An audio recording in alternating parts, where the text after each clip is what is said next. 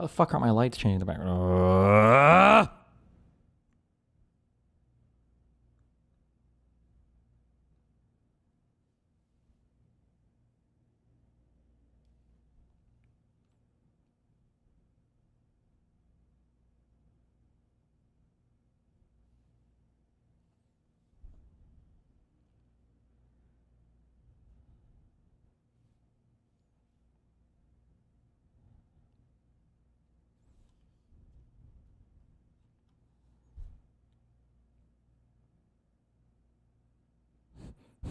Okay.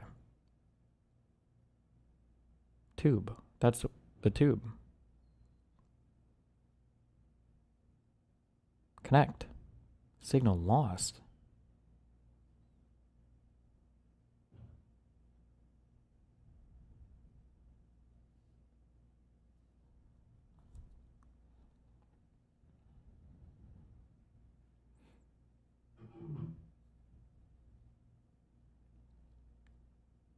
Did you get a neon sign behind you that says Destiny RGG? Oh, my Vesta board is almost here. We'll see how that goes. I don't even know what I'll use it for now, but...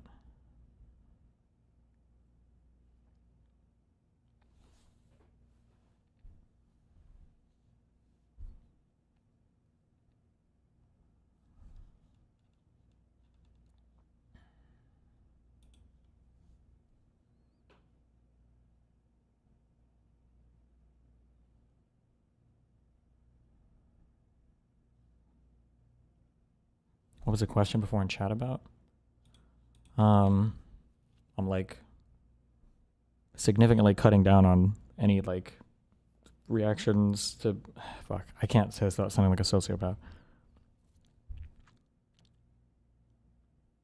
Nobody is ever happy with the amount of like back and forth I give them. So I've been like, I'm curious, like how often do people talk to other people in real life? Or I say real life, but like how often are people like DMing people or whatever? Because I'll have like, usually I do all my DMs in the morning and then at night, and sometimes I'll respond in between or whatever. But then I'll have somebody who will send me like 2 or 3 or 4 or 5. And then when I respond finally, I'll get like one more immediately after, and I'm like, oh, Jesus. But I probably have anywhere from like 20 to 40 throughout the day. So I'm curious, like, is the average person really like going back and forth with like this many people, like this much? It seems like insane. But I think it just have... Why the fuck? Why are we not connecting?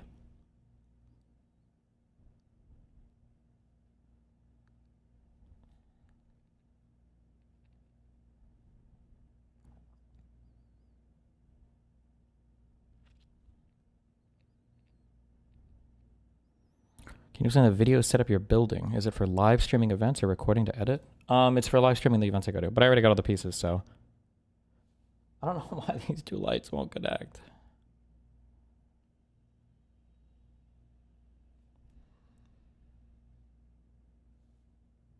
That connects. Does this connect?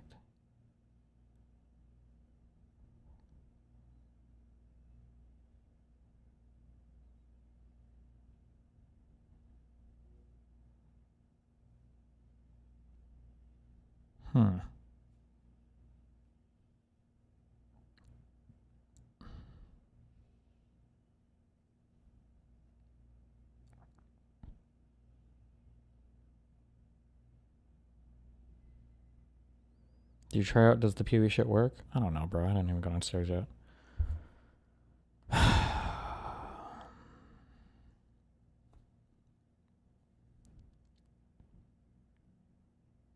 Love the machine shop lighting aesthetic. Thank you. That's what I was going for. Furtive. Thank you. I agree. It is nice, but that's not what it's supposed to be right now.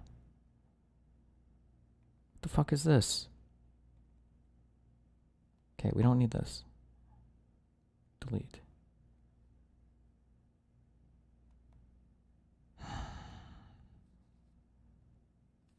Any luck with camera stuff from yesterday? I have everything I need to order. Bro. Okay, I'm gonna turn my phone off and on. That'll fix it. Every single time I want to order from fucking shit and H photo bullshit website, it's always fucking Friday night, and I'm like, oh, it's the Sabbath, and you can't order from it. And I'm like, okay. So I checked the thing yesterday. I'm like, it's probably Friday, Saturday, isn't it? And I check and it's not. I'm like, oh, sick. And I'm trying to order and it won't let me. And it's some fucking Jew holiday that they closed their shit for. What the fuck? So I can't order my shit till tomorrow. What's the most hot dogs you think you could eat in once? Oh, the most hot dogs. Probably like maybe 2.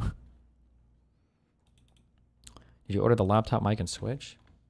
No, I haven't ordered anything yet because I'm sitting here waiting. But I think this setup will be significantly easier than I thought it would be, which is good. I'm just going to get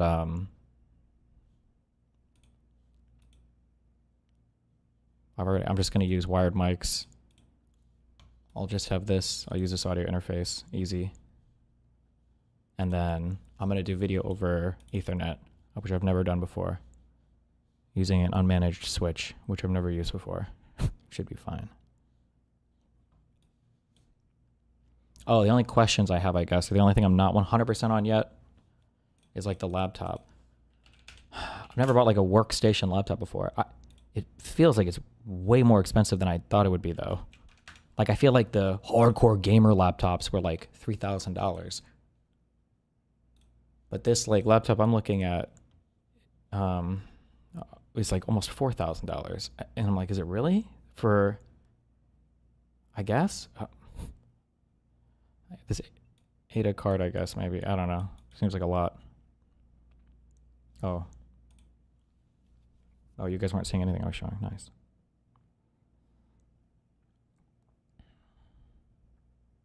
How do you merge the video and audio to stream OBS? The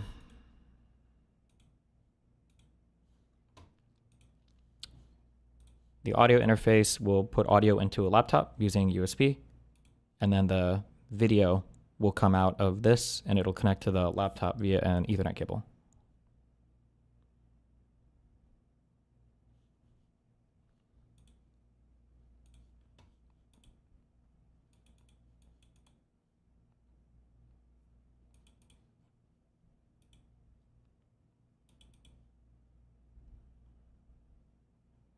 Why the fuck are you not just buying a MacBook? Apple Silicon is absolutely goated nowadays. I just don't. Like if I get like a MacBook, what is like the graphics card, or does it all handle it on the chip, the M whatever bullshit? I don't know I just don't know anything about the hardware, so I don't know like what works or what doesn't work. I have no idea.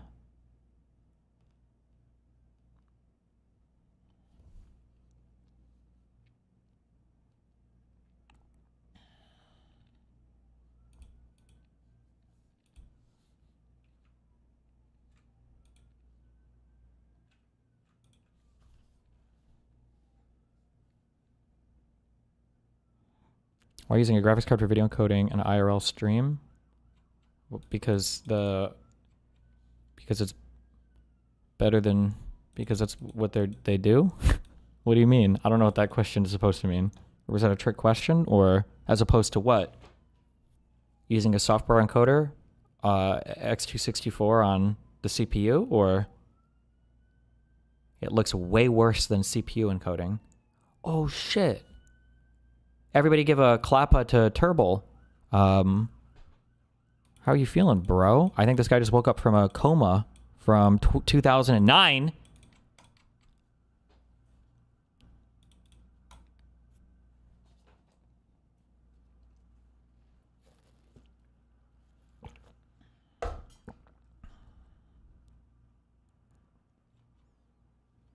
Dude, I admire that you stand by your ideals even under the pressure of your oppositers. Okay. And supposed peers. Few people do that. To compensate for the glazing, here's a fuck you. Thank you.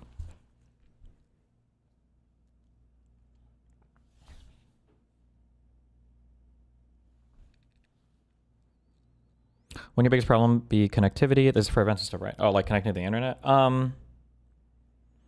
mean, hopefully not. If the internet connection sucks, though, it doesn't matter that much because I'll just be local recording it all anyway, so. Oh, I didn't put YouTube shut up yet. Sorry, one sec. When this all comes in, are you testing it on stream in the studio? Yeah, of course. I always do a dry run or test run before going into the field.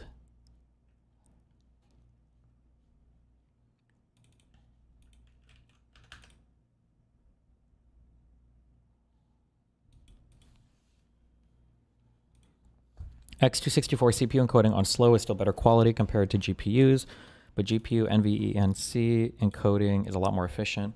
Yeah, but when you're talking about like better at this point, you're talking about like capturing like an FPS game moving at like 60 frames per second where you're trying to convey a ton of changing information on the scene. For shooting like a camera at an event, like a lot of stuff is stationary. Maybe if it's like shooting into a huge busy audience, maybe. But it's not, I don't think it's that big of a deal.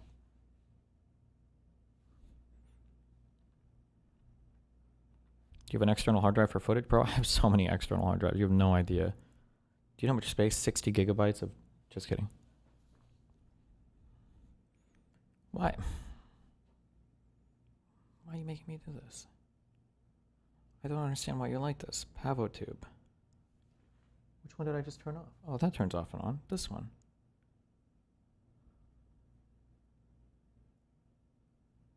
Are you still hung up on shooting in 6K? Why would I be shooting 6K for a live stream in a mobile event?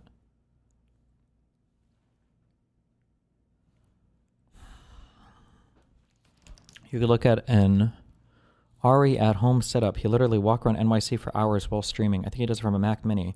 Why? I'm not walking around and streaming. I need a stationary setup. I don't know why you guys are suggesting. You know what I learned? It's not just software people. It's every single human being. Every single human being does this. Okay? When you ask somebody, hey, how do I do a thing? You would think like, oh, a person with experience, this person will tell you. They don't know. What they do is they just tell you what they use every single time. You know that? Every time you ask somebody, hey, what do you think is a good way to do this? They're like, oh, you should definitely do ABC. And it's like, why is that better? I use ABC. For what? Something totally different than what you want to use it for. Then why should I use it? Because it's the best. Why do you think it's the best? Because I use it. Okay. Okay, I'm turning this off and on. Hold on.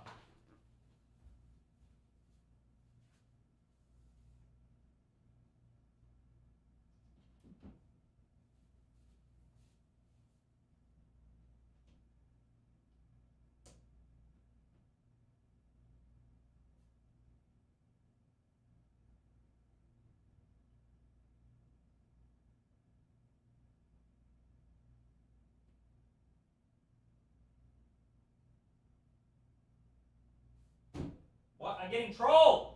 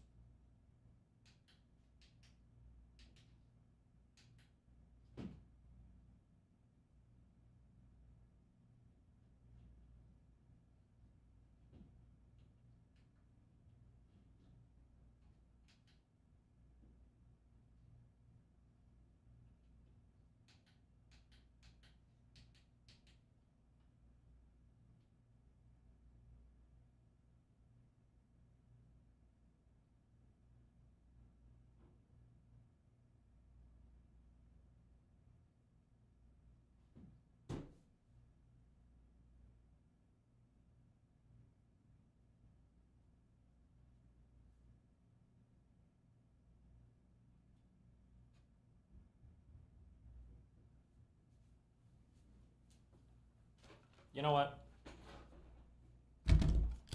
I don't give a fuck.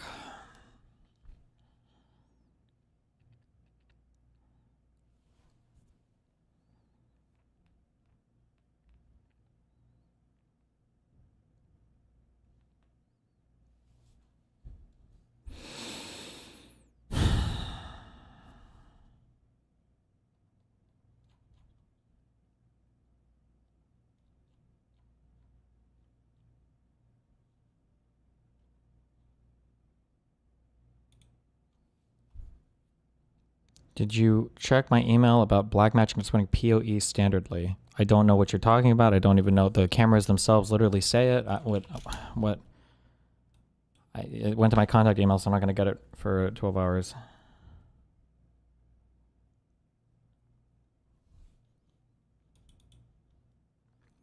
Why would you ask someone else what to get and expect them to tell you to get stuff they haven't bought for their different use case?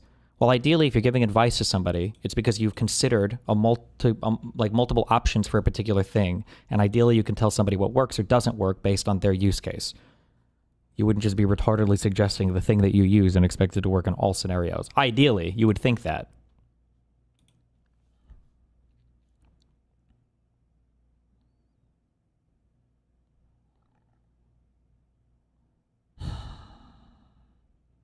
The worst thing about NAND Link is the fucking Chinese software. Oh my fucking god.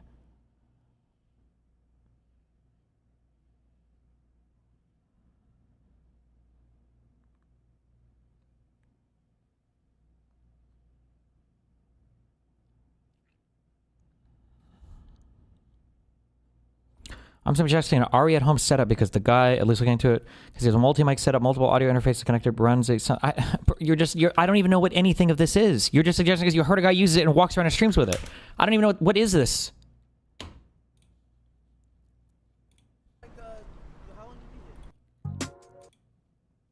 Badass right now. This guy looks like he has a, like, two, or at least one other camera dude with him, no? I don't even know... Oh, Lord. Is he live streaming any of this, or is it just... Is it all locally recorded? IRL stream... What, do you even know what his setup is?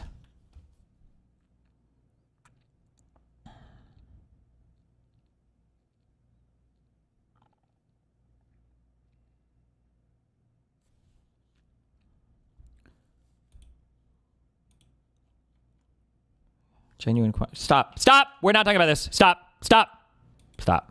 I don't care. We're not talking about this. We're not doing this. I don't need every single person to link me every single thing they've ever used in their entire life and ask me if this would work for them, okay? Stop! This light is gonna trigger the fuck out of me. I need you to work.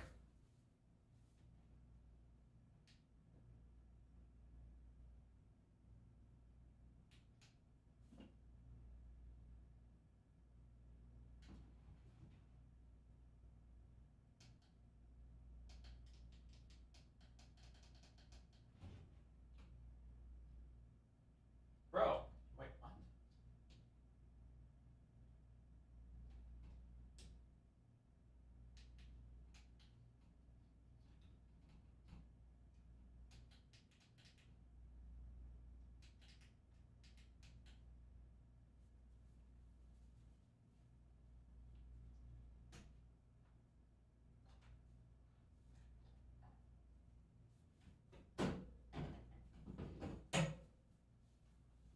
Does my light have a virus? Why is it not? Why aren't the buttons working? Hello?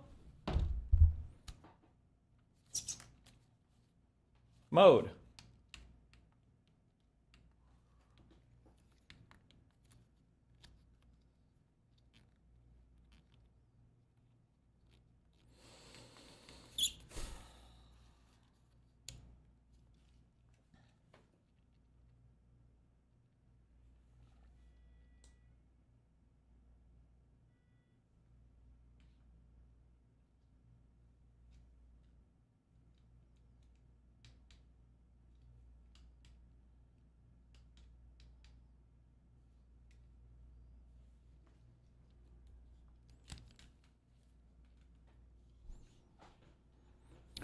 The 3500 Ada doesn't have the newest NVENC engine, by the way. It's Gen 8, not the newest Gen 9. What does that matter? Who cares? It's fine. Oh, wait. It did a thing. Okay.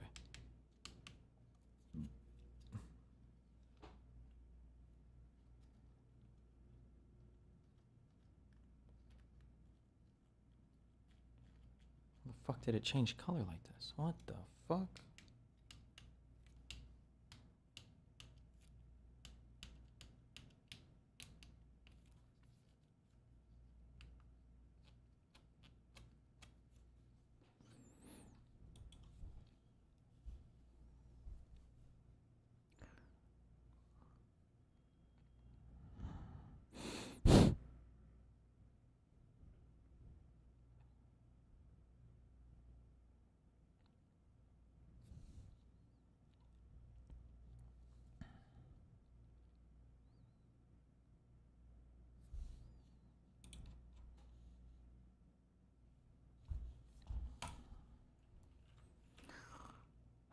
Nan Light, Pavo, Tube, Frozen.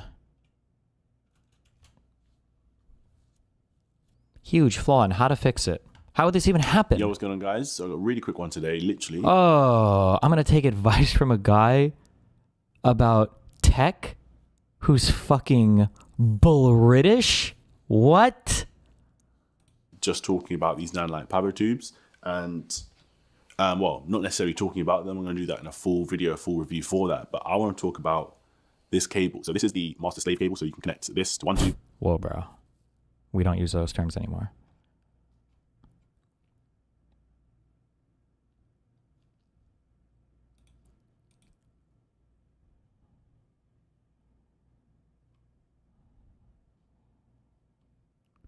It's an internal board issue where glitches and cuts control of the tube display ships and no firmware update helps. I'll return. Wait.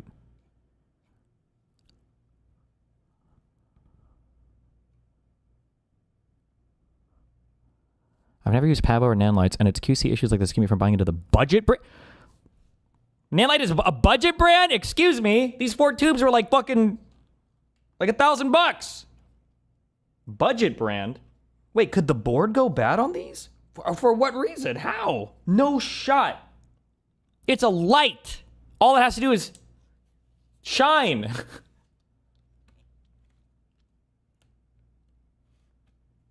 Wait, what does this do?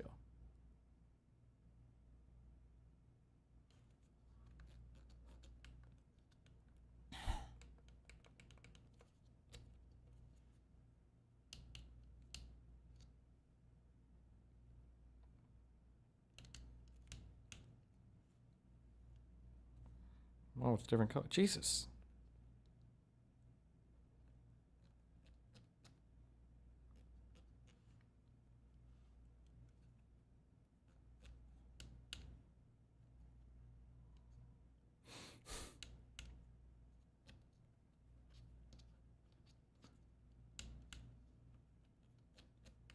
What?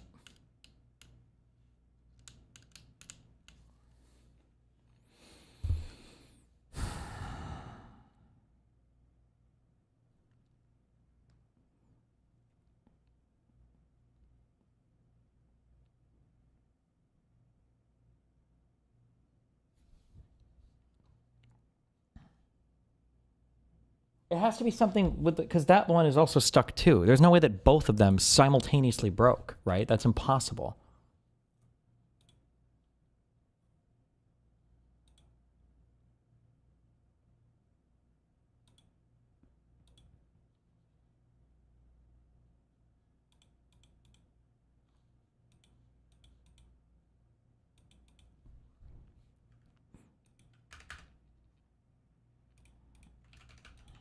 Okay, here, watch this. In the meantime, good luck.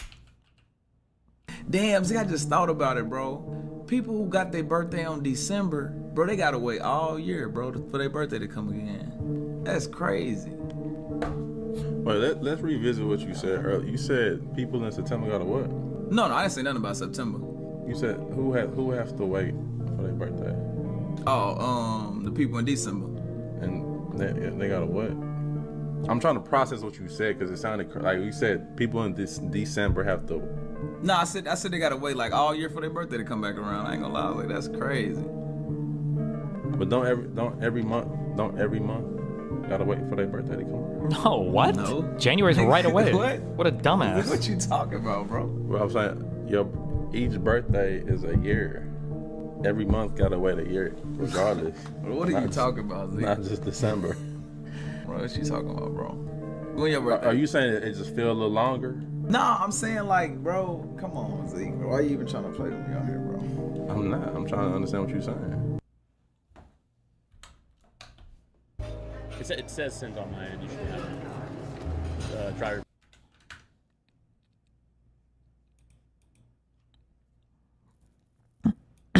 Stop with the aperture shit or whatever. Aperture? Aperture? Is it aperture? Oh, it's probably aperture. Fuck. That's like the other brand that gets recommended alongside Nanlite. But all my shit is Nanlite. I'm not gonna. I would have to switch to a totally different lighting system. Why, you red? I'm not. That's just what I normally look like. Oh, I saw that. Would-be Trump assassin Ryan Ruth tries to stab himself in the neck with a pen after the guilty verdict read in court. Was this guy actually trying to kill Trump? Is this the guy who's like hiding in the bushes like a fucking reed? Well, I mean, I guess it's good. because he wasn't successful, but.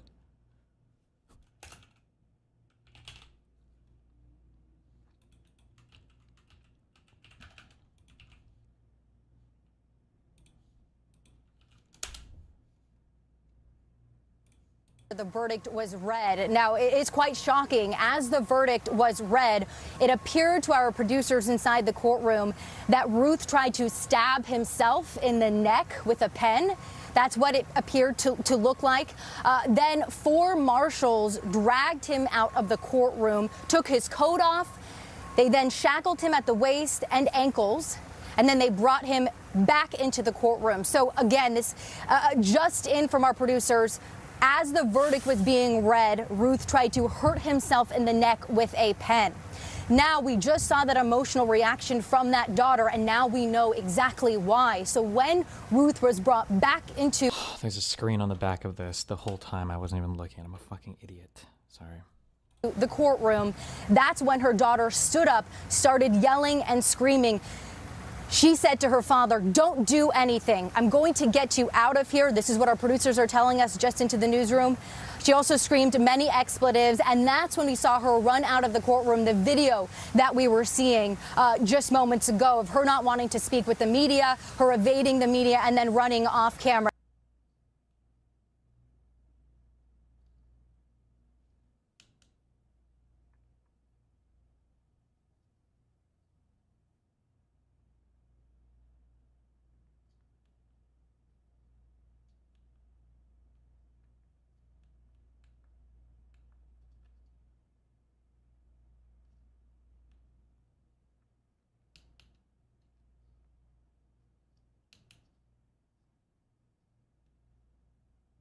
That's crazy, chat.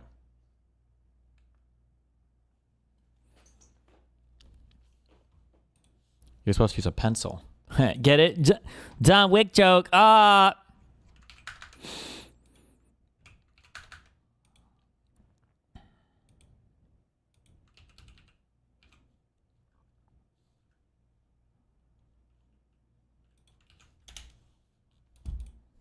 Breaking. This Trump Epstein statue to honor Friendship Month was mysteriously placed in the National Mall.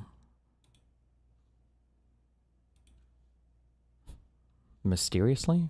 Is this like plastic or whatever? Like if this was actual marble and like an actual statue, wouldn't you need like a whole ass like truck and people and everything?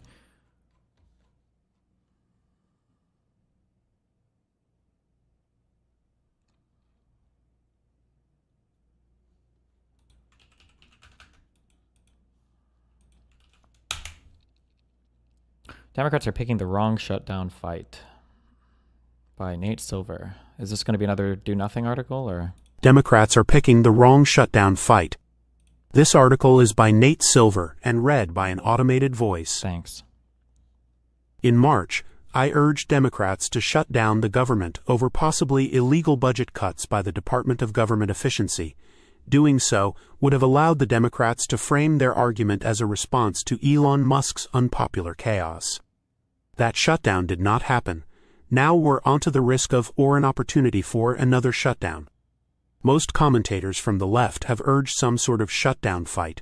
This time, Chuck Schumer, the Senate Minority Leader, seems open to their encouragement and said recently that Democrats had settled on restoring health care funding from the big Republican domestic bill as their line in the sand. I'm less sure about the wisdom of a shutdown this time, but since it seems like a real possibility, I believe that Mr. Schumer is picking the wrong fight, or at least the wrong issue to hinge his fight on. Instead of health care, I'd focus on the one issue that has had the most impact in denting Mr. Trump's approval rating: tariffs. Oh, okay. I'm heedful of the argument that strategic shutdowns usually fail to produce lasting benefits for the opposition party. And the lasting benefits are what matter here. Every additional seat the Democrats gain in the midterms will do more to restrain Mr. Trump than anything congressional Democrats do this month. But the arguments and goals for a shutdown this time from writers on the left have been all over the place, and somewhat mutually incompatible. The approach I originally would have urged was best articulated by Bill Shurer of Washington Monthly. Instead of Democrats asking for something specific, they'd refuse on principle to provide votes for a party they saw as acting in bad faith and acquiescing to abuses of power by the executive branch. This plan is consistent with the argument that providing votes to allow for the passage of a continuing resolution is a tacit endorsement that we're still operating in normal times, a message Democrats would like to avoid, and it provides for more tactical flexibility.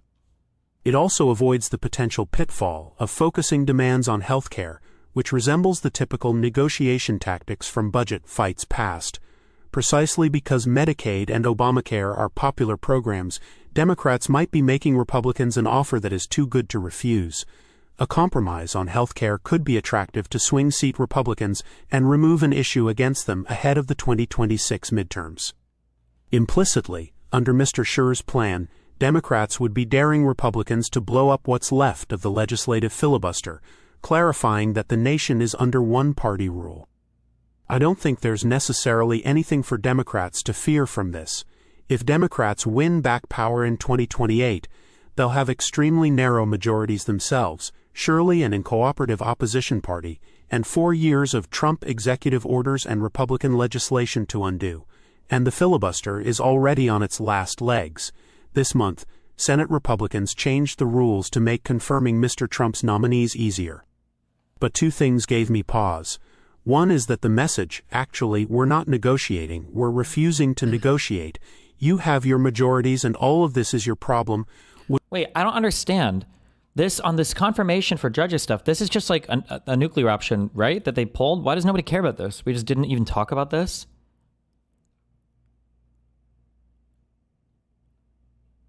Like...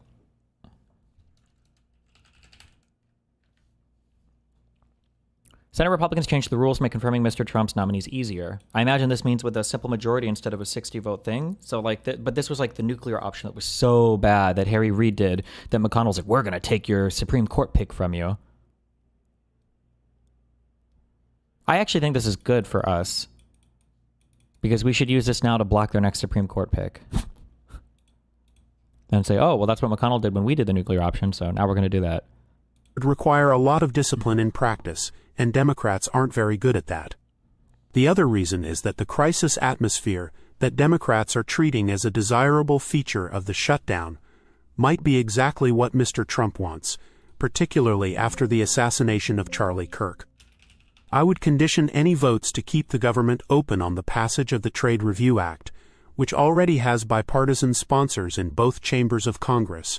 If Congress eventually passed the Trade Review Act but Mr. Trump vetoed it, Democrats could then reassess where public opinion stood. Why tariffs and not health care? For one thing, Mr. Trump's tariffs make clear that what's happening in Washington today is not normal. Not only are these the highest tariffs in almost 100 years, but Mr. Trump has also repeatedly been usurping Congress's constitutional power to lay and collect taxes, duties, imposts, and excises, and regulate commerce with foreign nations to the point where his tariffs will soon be under review by the Supreme Court. Moreover, tariffs are among the few things that have moved Mr. Trump's numbers. In April, after his Liberation Day tariff announcement, his net approval rating plunged in the Silver Bulletin approval tracker to -9.7, from -3. Immigration controversies, Jeffrey Epstein, and everything else have not meaningfully sunk Mr. Trump's approval ratings quite like tariffs. Our averages also find that Mr. Trump has a -31.6 net approval rating on inflation and -17.3 on trade, far worse than his overall numbers. The polarity of public opinion on the economy has flipped from Mr. Trump's first term. Now the culture wars are keeping him afloat, while voters grow increasingly concerned about the direction of the economy.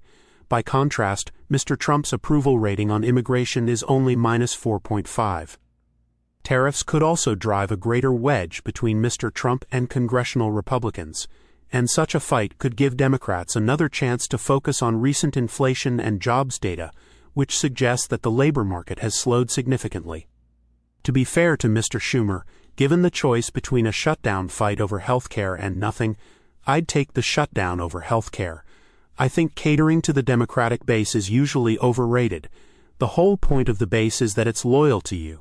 But Democrats have benefited from greater enthusiasm in recent special elections, and that will probably carry over to some degree into the midterms. Conceding on the budget battle would be out of step with a large majority of Democratic voters who want to see more fight from their party. Still, it's not clear what the endgame is. Is Mr. Schumer rooting for concessions that would be popular with swing voters? And if he doesn't get them, what's the plan? The strategy might be better than nothing, but it still indicates that the Democrats are hobbled by caution. Tariffs would be the bolder play. Nate Silver, the founder and former editor of 538, and the author of On the Edge, The Art of Risking Everything, writes the newsletter Silver Bulletin. Source photographs by Thanasis and Schulte Production. Maybe I kind of sort of agree with that. Bro, it looks like half this like it's not an LCD, but like the display almost looks like it's like burnt out, like half the digital display. Is it possible that this light went bad?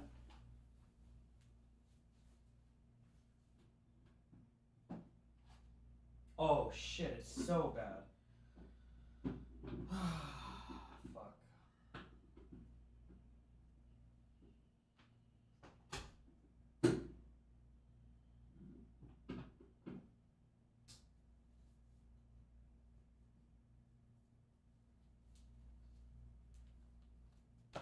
It's fucked.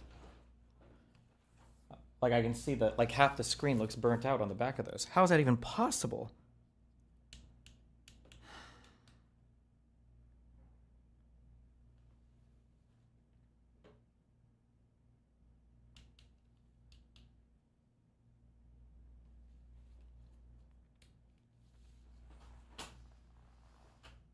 Oh wait, hold on. I didn't try the tried and true. Wait a second. Wait a second.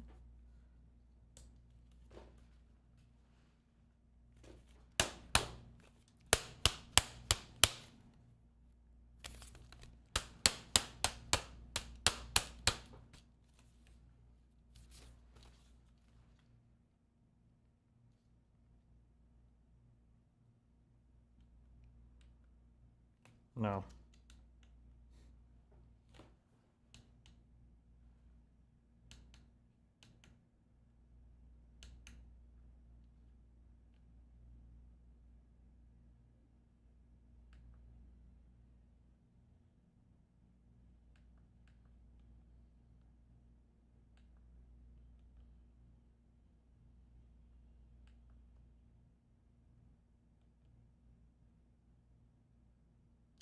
Okay.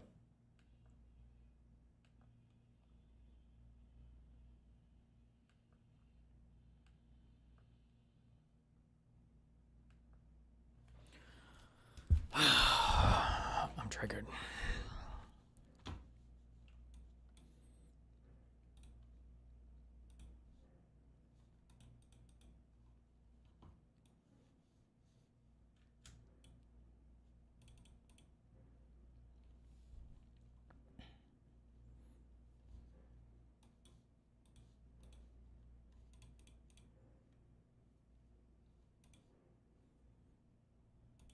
One hour speech at the UN. What the fuck is he speaking about? Powerful tariffs which would stop the bloodshed, I believe, very quickly. But for those tariffs to be effective, European nations, all of you are gathered here right now, would have to join us in adopting the exact same measures. Yeah, those are called sanctions, retard. That's what you're trying to do. I mean, you're much closer to the city. We have an ocean in between. You're right there. And Europe has to step it up.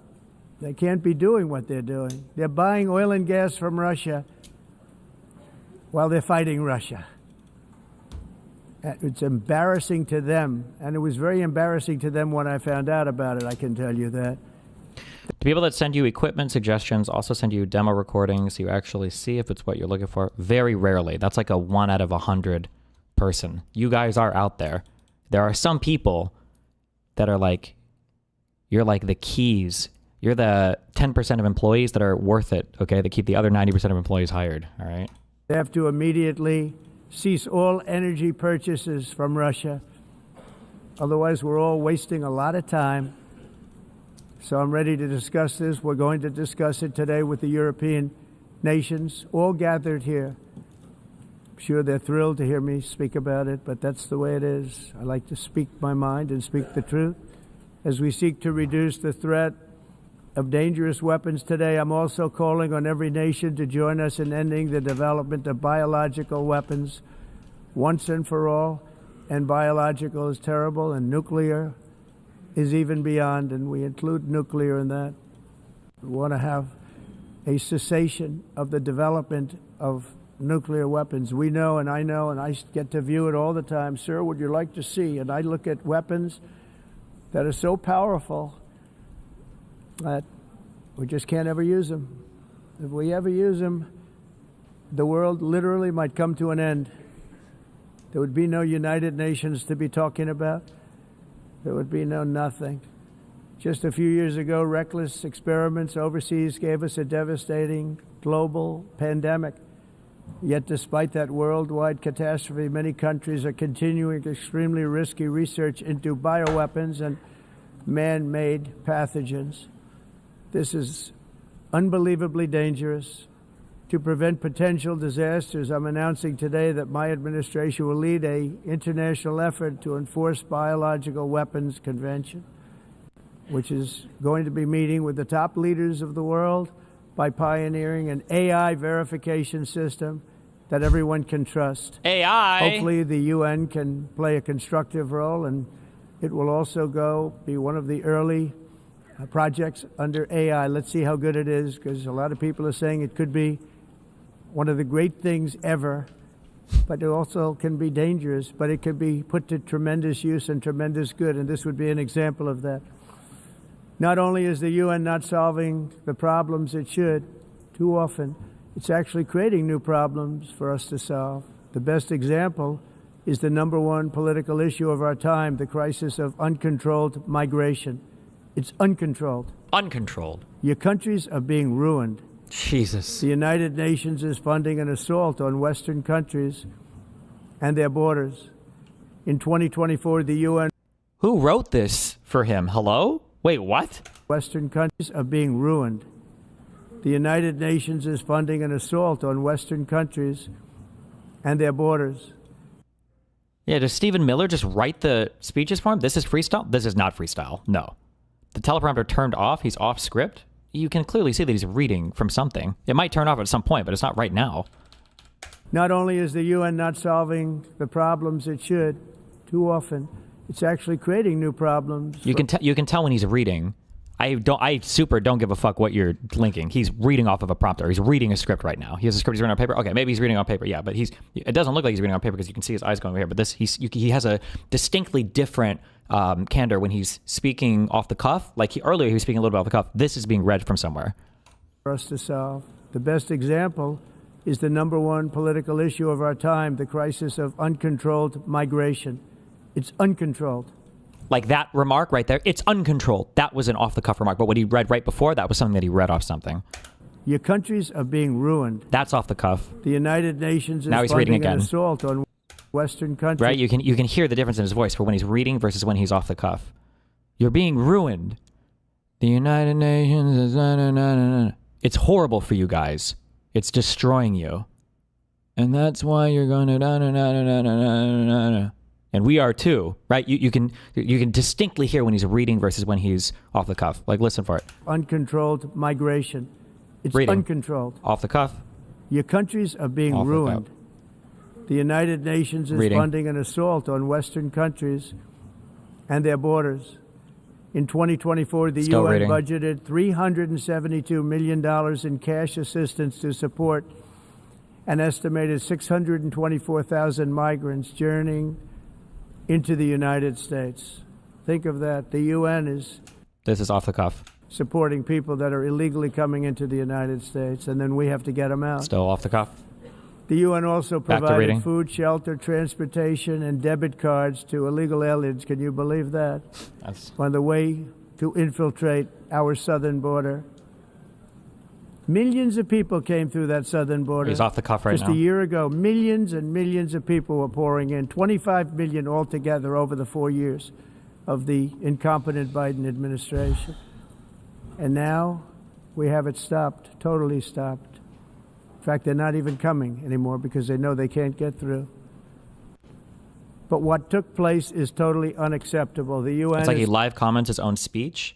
Yeah, well, the way that he reads it, like this is what I'm saying. It's the same thing with his executive orders. Nobody will ever admit this on the conservative side because they can't because they're so bought into it. But he doesn't do any of his own shit. He probably like gives like a general idea of like this is kind of what I want, and then somebody will write up a whole bunch of stuff for him. He doesn't know any of the details. But then as he's reading it, he's like discovering in real time and commenting on it like he would be if somebody had just written like a random thing, right? And yesterday, 450 people broke into my home. 450. You should have seen them. It was like nothing you've ever seen before. Can you believe that? 450. All of these people were wielding machetes, and all the machetes bore the name of George Soros. Those radical Dems, I told you. George Soros. Can you believe that? George Soros.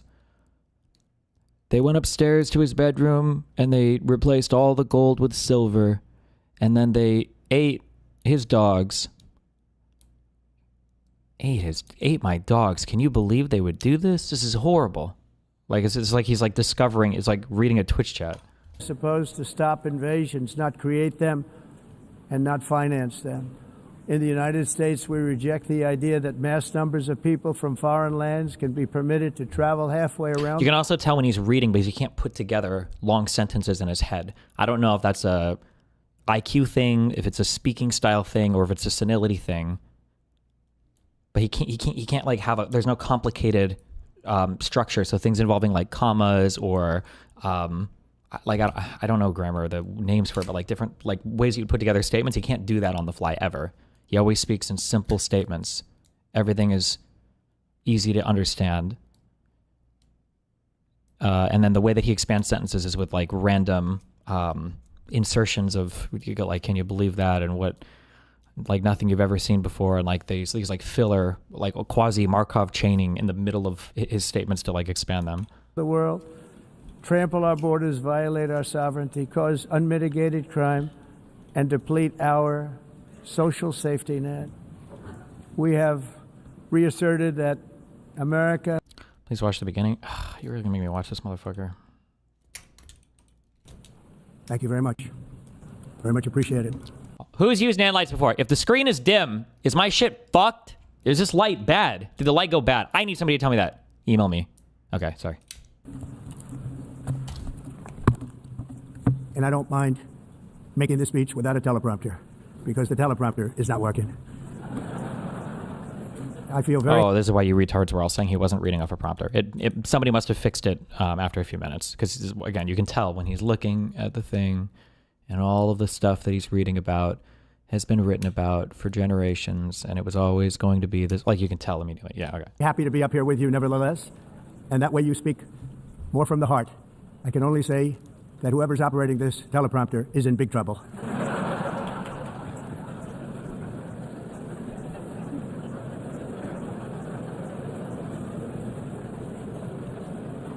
Hello, Madam First Lady. Thank you very much for being here. And Madam President, Mr. Secretary General, First Lady of the United States, distinguished delegates, ambassadors, and world leaders. 6 years have passed since I last stood in this grand hall and addressed a world that was prosperous and at peace in my first term. Since that day, the guns of war have shattered the peace I forged on 2 continents. An era of calm and stability gave way to one of the great crises of our time. And here in the United States, 4 years of weakness, lawlessness, and radicalism under the last administration delivered our nation into a repeated set of disasters. 1 year ago, our country was in deep trouble. But today, just 8 months into my administration, we are the hottest country anywhere in the world. 17 trillion. And there is no other country even Say close. it. Investment. America is blessed with the strongest economy, the strongest borders, the strongest military, the strongest friendships, and the strongest spirit of any nation on the face of the earth. This is indeed the golden age of America. We are rapidly reversing the economic calamity that we inherited from the previous administration, including ruinous price increases and record-setting inflation. Inflation like we've never had before.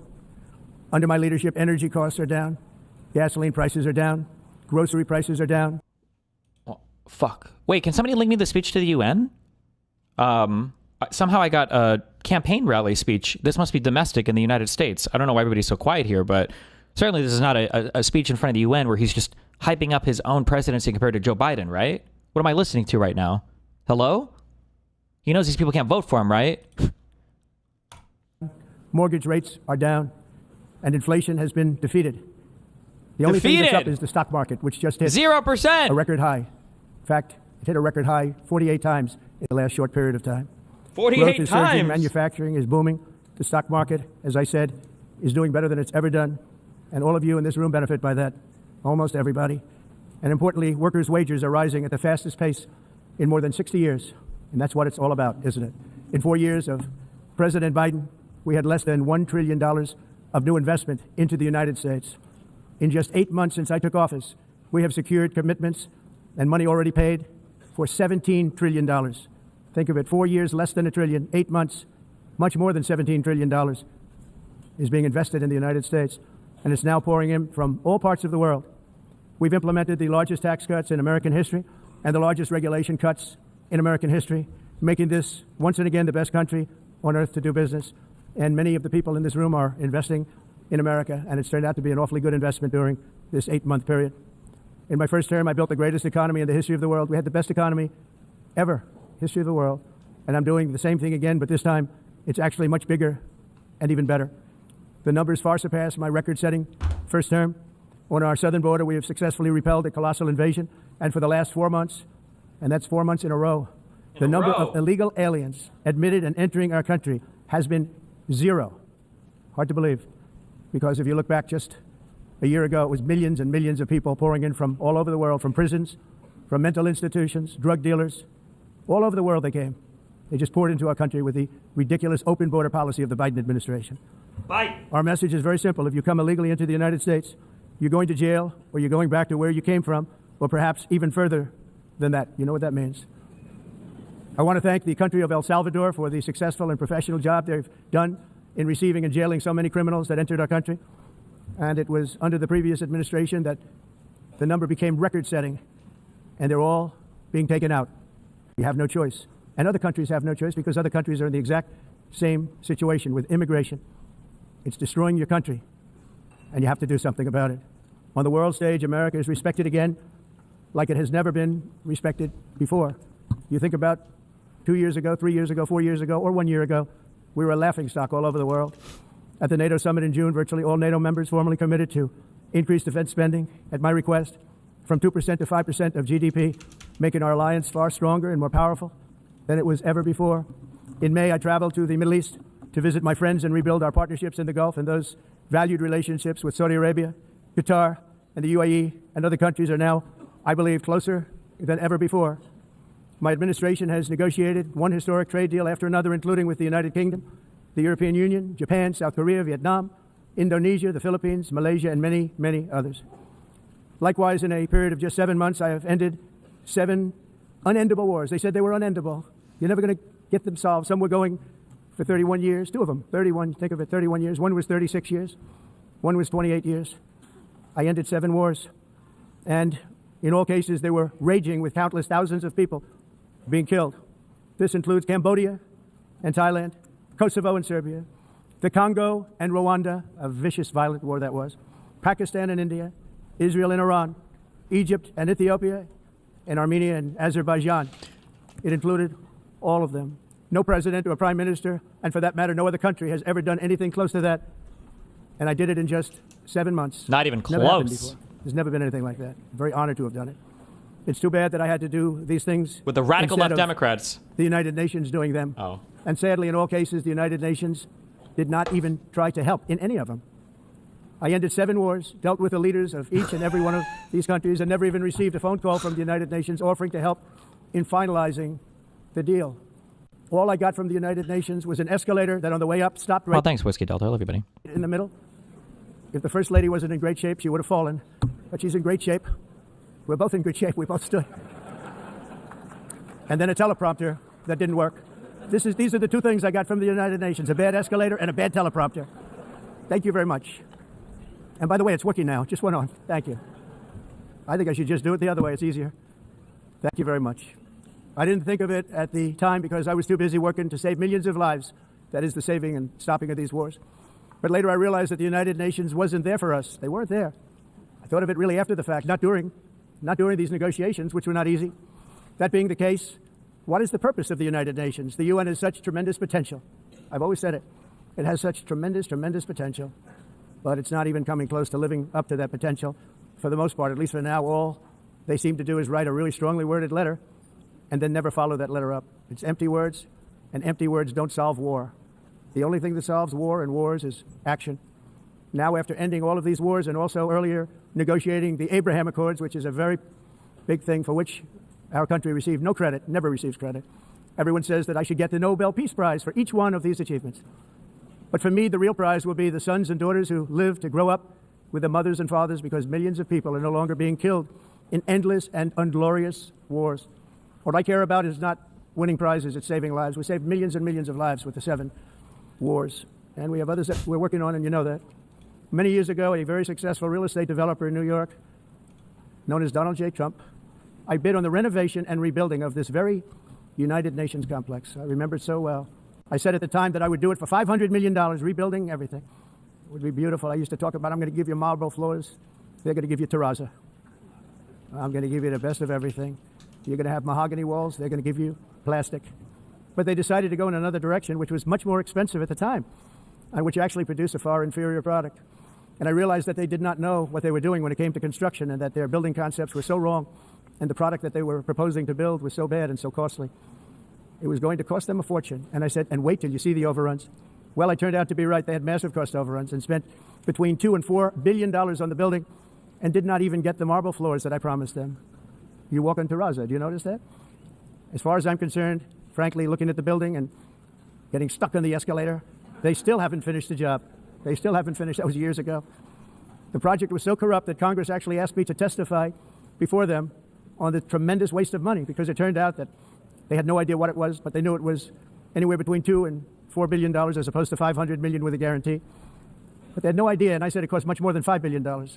Unfortunately, many things in the United Nations are happening just like that, but on an even much bigger scale, much, much bigger. Very sad to see.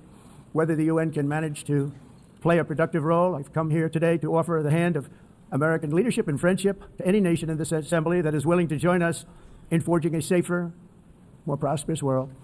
And it's a world that we'll be much happier with. A dramatically better future is within our reach.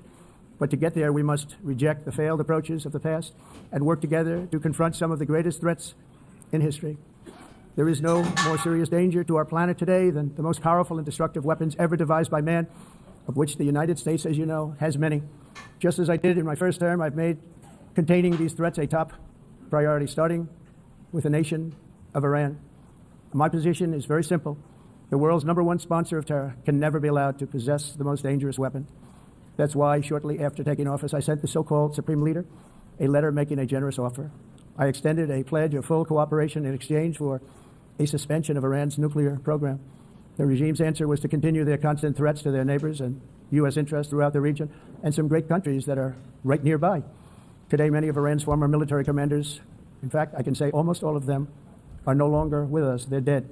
And 3 months ago, in Operation Midnight Hammer, 7 American B-2 bombers dropped the 14 30,000-pound each bombs on Iran. How are Americans not embarrassed by this? That fucking light is going to trigger me. I don't understand how it happened, but somehow there's this caricature of what a strong, intelligent man looks like. That, like, it's always the guy that you see in the movies who's like obviously fucking retarded. But I guess in real life, it's not that easy to spot if you don't have like a director or an author telling you that this is a bad person. Like, we basically have, like, our president is basically, is it Professor Gilderoy? Who was the faker that just used like the charm potions to make that one lady write good books about him, but he was actually like a fucking fraud. I don't know how people don't see this, but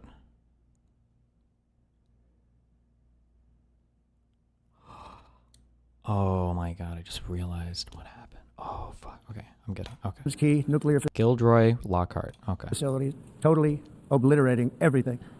No other country on earth could have done what we did. No other country has the equipment to do what we did. We have the greatest weapons on earth. We hate to use them. But we did something that for 22 Rubio, years always. people wanted to do. With Iran's nuclear enrichment capacity demolished, I immediately brokered an end to the 12-day war, as it's called, between Israel and Iran, with both sides agreeing to fight. 12-day war, as it's called. Really? Who calls it that? Really? Fight no longer. As everyone knows, I have also been deeply engaged in seeking a ceasefire in Gaza. Have to get that done. Have to get it done. Unfortunately, Hamas has repeatedly rejected reasonable offers to make peace. We can't forget October 7th, can we? Now, as if to encourage continued conflict, some of this body is seeking to unilaterally recognize a Palestinian state. The rewards would be too great for Hamas terrorists for their atrocities. This would be a reward for these horrible atrocities, including October 7th, even while they refuse to release the hostages or accept a ceasefire. Instead of giving to Hamas and giving so much, because they've taken so much, they have taken so much. This could have been solved so long ago. But instead of giving in to Hamas's ransom demands, those who want peace should be united with one message: release the hostages now. Just release the hostages now. Thank you. Kalapa, so brave. Thank you. As we have got to come together, and we will come together, got to get it done. We have to stop the war in Gaza immediately. We have to stop it. We have to get it done. We have to negotiate. Immediately have to negotiate peace. We got to get the hostages back. We want all 20 back. We don't want 2 and 4. As you know, I got, along with Steve Witkoff and others that helped us, Marco Rubio, we got most of them back. We were involved in all of them. But I always said the last 20 are going to be the hardest, and that's exactly what happened. We have to get them back now. We don't want to get back 2, and then another 2, and then 1, and then 3. Have this process. No, we want them all back, and we want the actually 38 dead bodies back too. Those parents came to me and they want them back, and they want them back very quickly and very badly, as though they were alive. They want them. They want them every bit as much as if their son or daughter were alive. I've also been working relentlessly stopping the killing in Ukraine. I thought that would be, of the 7 wars that I stopped, I thought that would be the easiest because of my relationship Wait, so he's counting that in his 7 wars? Okay. with President Putin, which had always been a good one. I thought that was going to be the easiest one. But you know, in war, you never know what's going to happen. There are always lots of surprises, both good and bad. Everyone thought Russia would win this war in 3 days, but it didn't work out that way. It was supposed to be just a quick little skirmish. It's not making Russia look good. It's making them look bad. No matter what happens from here on out, this was something that should have taken a matter of days, certainly less than a week. And they've been fighting for 3.5 years and killing anywhere from 5,000 to 7,000 young soldiers, mostly soldiers, on both sides, every single week, from 5,000 to 7,000 dead young people. And some in cities, much smaller numbers, where rockets are shot, where drones are dropped. This war would never have started if I were president. This was a war that should have never happened. It shows you what leadership is, what bad leadership can do to a country. Look what happened to the United States, and look where we are right now in just a short period of time. The only question now is how many more lives will be needlessly lost on both sides. China and India are the primary funders of the ongoing war by continuing to purchase Russian oil.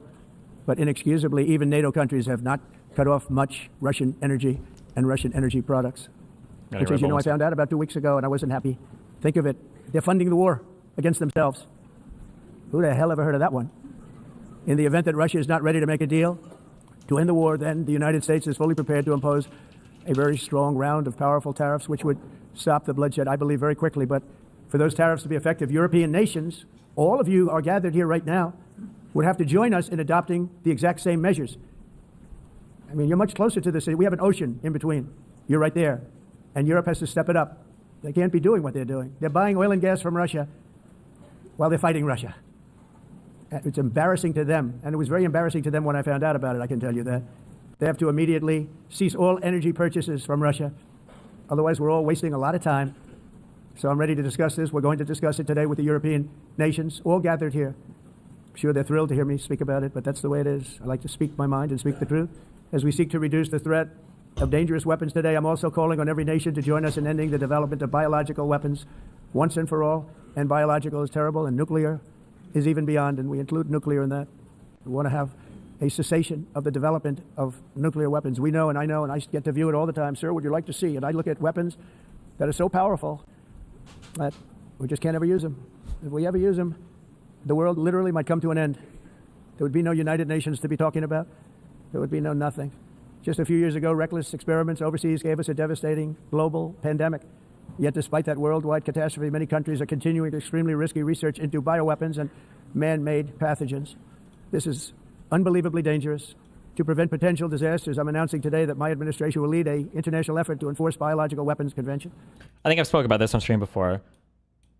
It's kind of funny. It doesn't really make sense. If you think that like biological weapons are a big deal, wouldn't you want to be researching that, right? Like this is just this is like an emotional position where like gain of function is bad, and therefore we need to ban all of it. And it's like, well, hold on. If you think that like people are making it for bioweapons, shouldn't it be like nuclear shit where we actually are aggressively researching this so we know how to counter the enemy's bioweapons? Like, isn't that what you would do? It's funny that there's just like a purely emotionally arrived at position with no thought behind it at all. Which is going to be especially because when it comes to nuclear stuff, you can't really like enrich uranium in a secret way. Like if somebody has a nuclear program and they're trying to create uranium that's pure enough for a nuclear bomb, it's the amount of centrifuges that you need and just the physical space required is huge. You can't sneak that. For a bioweapons program, I imagine you probably could be pretty sneaky with that. You just need a lab, some stuff to test. You don't need massive, huge equipment. You could probably hide it in any research lab or like research hospital or whatever. Meeting with the top leaders of the world by pioneering an AI verification system that everyone can trust. Hopefully the UN can play a constructive role, and it will. The fear is that something goes wrong during research and goes crazy. Do you think that that same fear didn't exist with nuclear weapons? Also be one of the early projects under AI. Let's see how good it is, because a lot of people are saying it could be one of the great things ever, but it also can be dangerous, but it could be put to tremendous use and tremendous good, and this would be an example of that. Not only is the UN not solving the problems it should too often, it's actually creating new problems for us to solve. The best example is the #1 political issue of our time. You can hide the enriching. South Africa did it. The problem is the testing. Oh, sure, the testing can't be hidden either. Israel and South Africa did it low-key as fuck. Well, Israel might have stolen the enriched uranium from the U.S. I haven't read into that operation I wrote all. But how did South Africa enrich uranium in a secret manner? My understanding is you have to have like, maybe, I don't know how much satellite surveillance we had like in the 50s, 60s, 70s. Maybe we didn't have as much yet, so it was harder to surveil. But I think these days, I don't think you could. The crisis of uncontrolled migration. Israel and Africa tested it in a super sneaky way. They flew to like some weird-ass islands to the south of South Africa, like in the middle of fucking nowhere, no? It's uncontrolled. Your countries are being ruined. The United Nations is funding an assault on Western countries and their borders. In 2024, the UN budgeted $372 million in cash assistance to support an estimated 624,000 migrants journeying into the United States. Think of that. The UN is supporting people that are illegally coming into the United States, and then we have to get them out. The UN also provided food, shelter, transportation, and debit cards to illegal aliens. Can you believe that? On the way to infiltrate our southern border. Millions of people came through that southern border. Just a year ago, millions and millions of people were pouring in, 25 million altogether over the 4 years of the incompetent Biden administration. And now we have it stopped, totally stopped. In fact, they're not even coming anymore because they know they can't get through. But what took place is totally unacceptable. The UN is supposed to stop invasions, not create them and not finance them. In the United States, we reject the idea that mass numbers of people from foreign lands can be permitted to travel halfway around the world, trample our borders, violate our sovereignty, cause unmitigated crime, and deplete our social safety net. We have reasserted that America belongs to the American people, and I encourage all countries to take their own stand in defense of their citizens as well. You have to. How do you even steal enriched uranium? I don't think the Mossad can pull that one, dog. Was it Operation Arrow? What do they call this?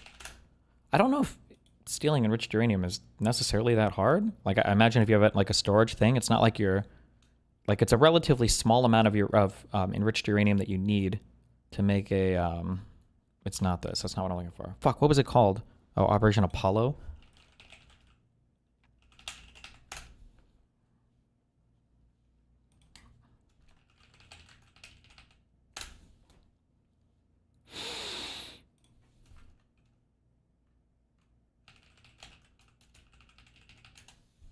Okay, Apollo Affair.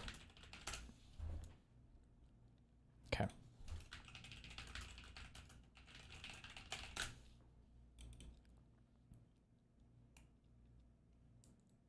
Investigated for losing 200 to 600 pounds of highly enriched uranium.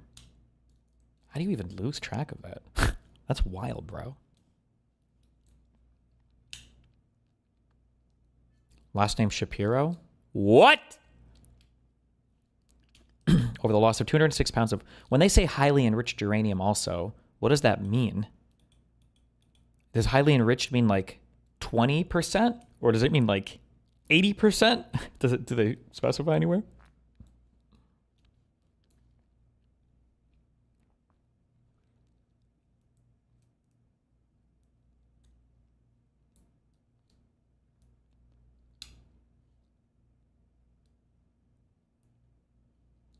In his 1991 book, in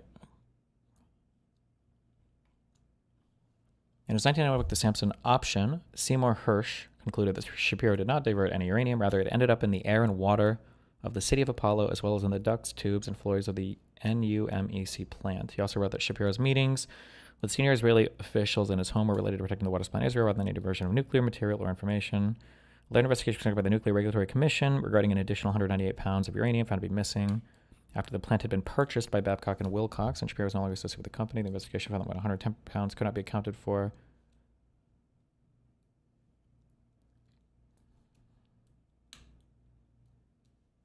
Later, U.S. Department of Energy records show that NUMEC had the largest highly enriched uranium inventory loss of all U.S. commercial sites, with about 593 pounds inventory loss before 68 and 168 pounds thereafter. I'm just curious what the enrichment level was, because if it was 20%, you'd still need to do quite a bit of work. You'd still need all the centrifuges and stuff to spin it up to make it more pure, right? For weapons, is it 80% plus or is it 95% to make it work? Are you doing any more TikTok debates? Maybe. TikTok is just a very annoying platform because you get banned for everything. You got to use a bunch of dumb words. It's a lot of...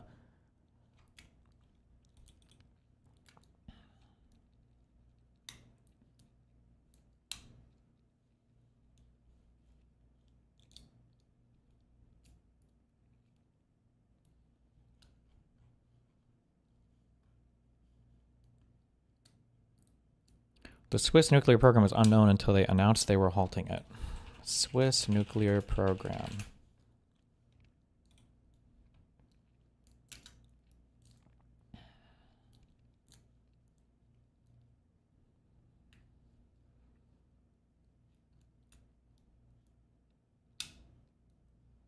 What did they actually get up to, or what did they get their enrichment levels up to?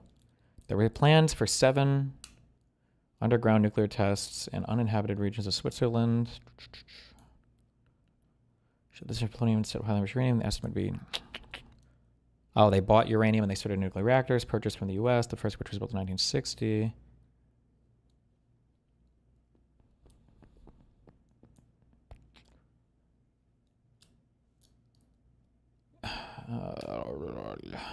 Everybody in chat was saying that the Swiss managed to hide their nuclear program for 20, 30, 40 years. It sounds like they hid it because they didn't have one. What, am I missing something, or...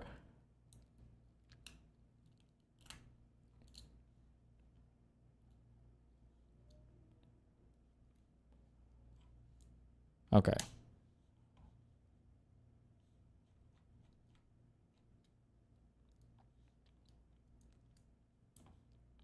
Yeah, that's what makes it so hidden. True. Do that because I see it. I'm not mentioning names. I see it, and I can call every single one of them out. You're destroying your countries. They're being destroyed. Europe is in serious trouble. They've been invaded by a force of illegal aliens like nobody's ever seen before. Illegal aliens are pouring into Europe. Nobody is ever, and nobody's doing anything to change it, to get them out. It's not sustainable.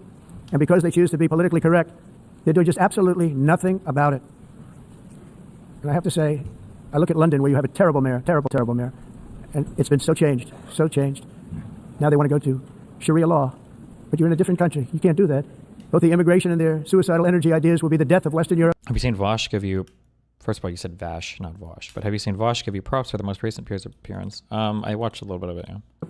If something is not done immediately, they cannot... This cannot... Heck, even the Swedes actually managed to get pretty far in a nuclear weapons program.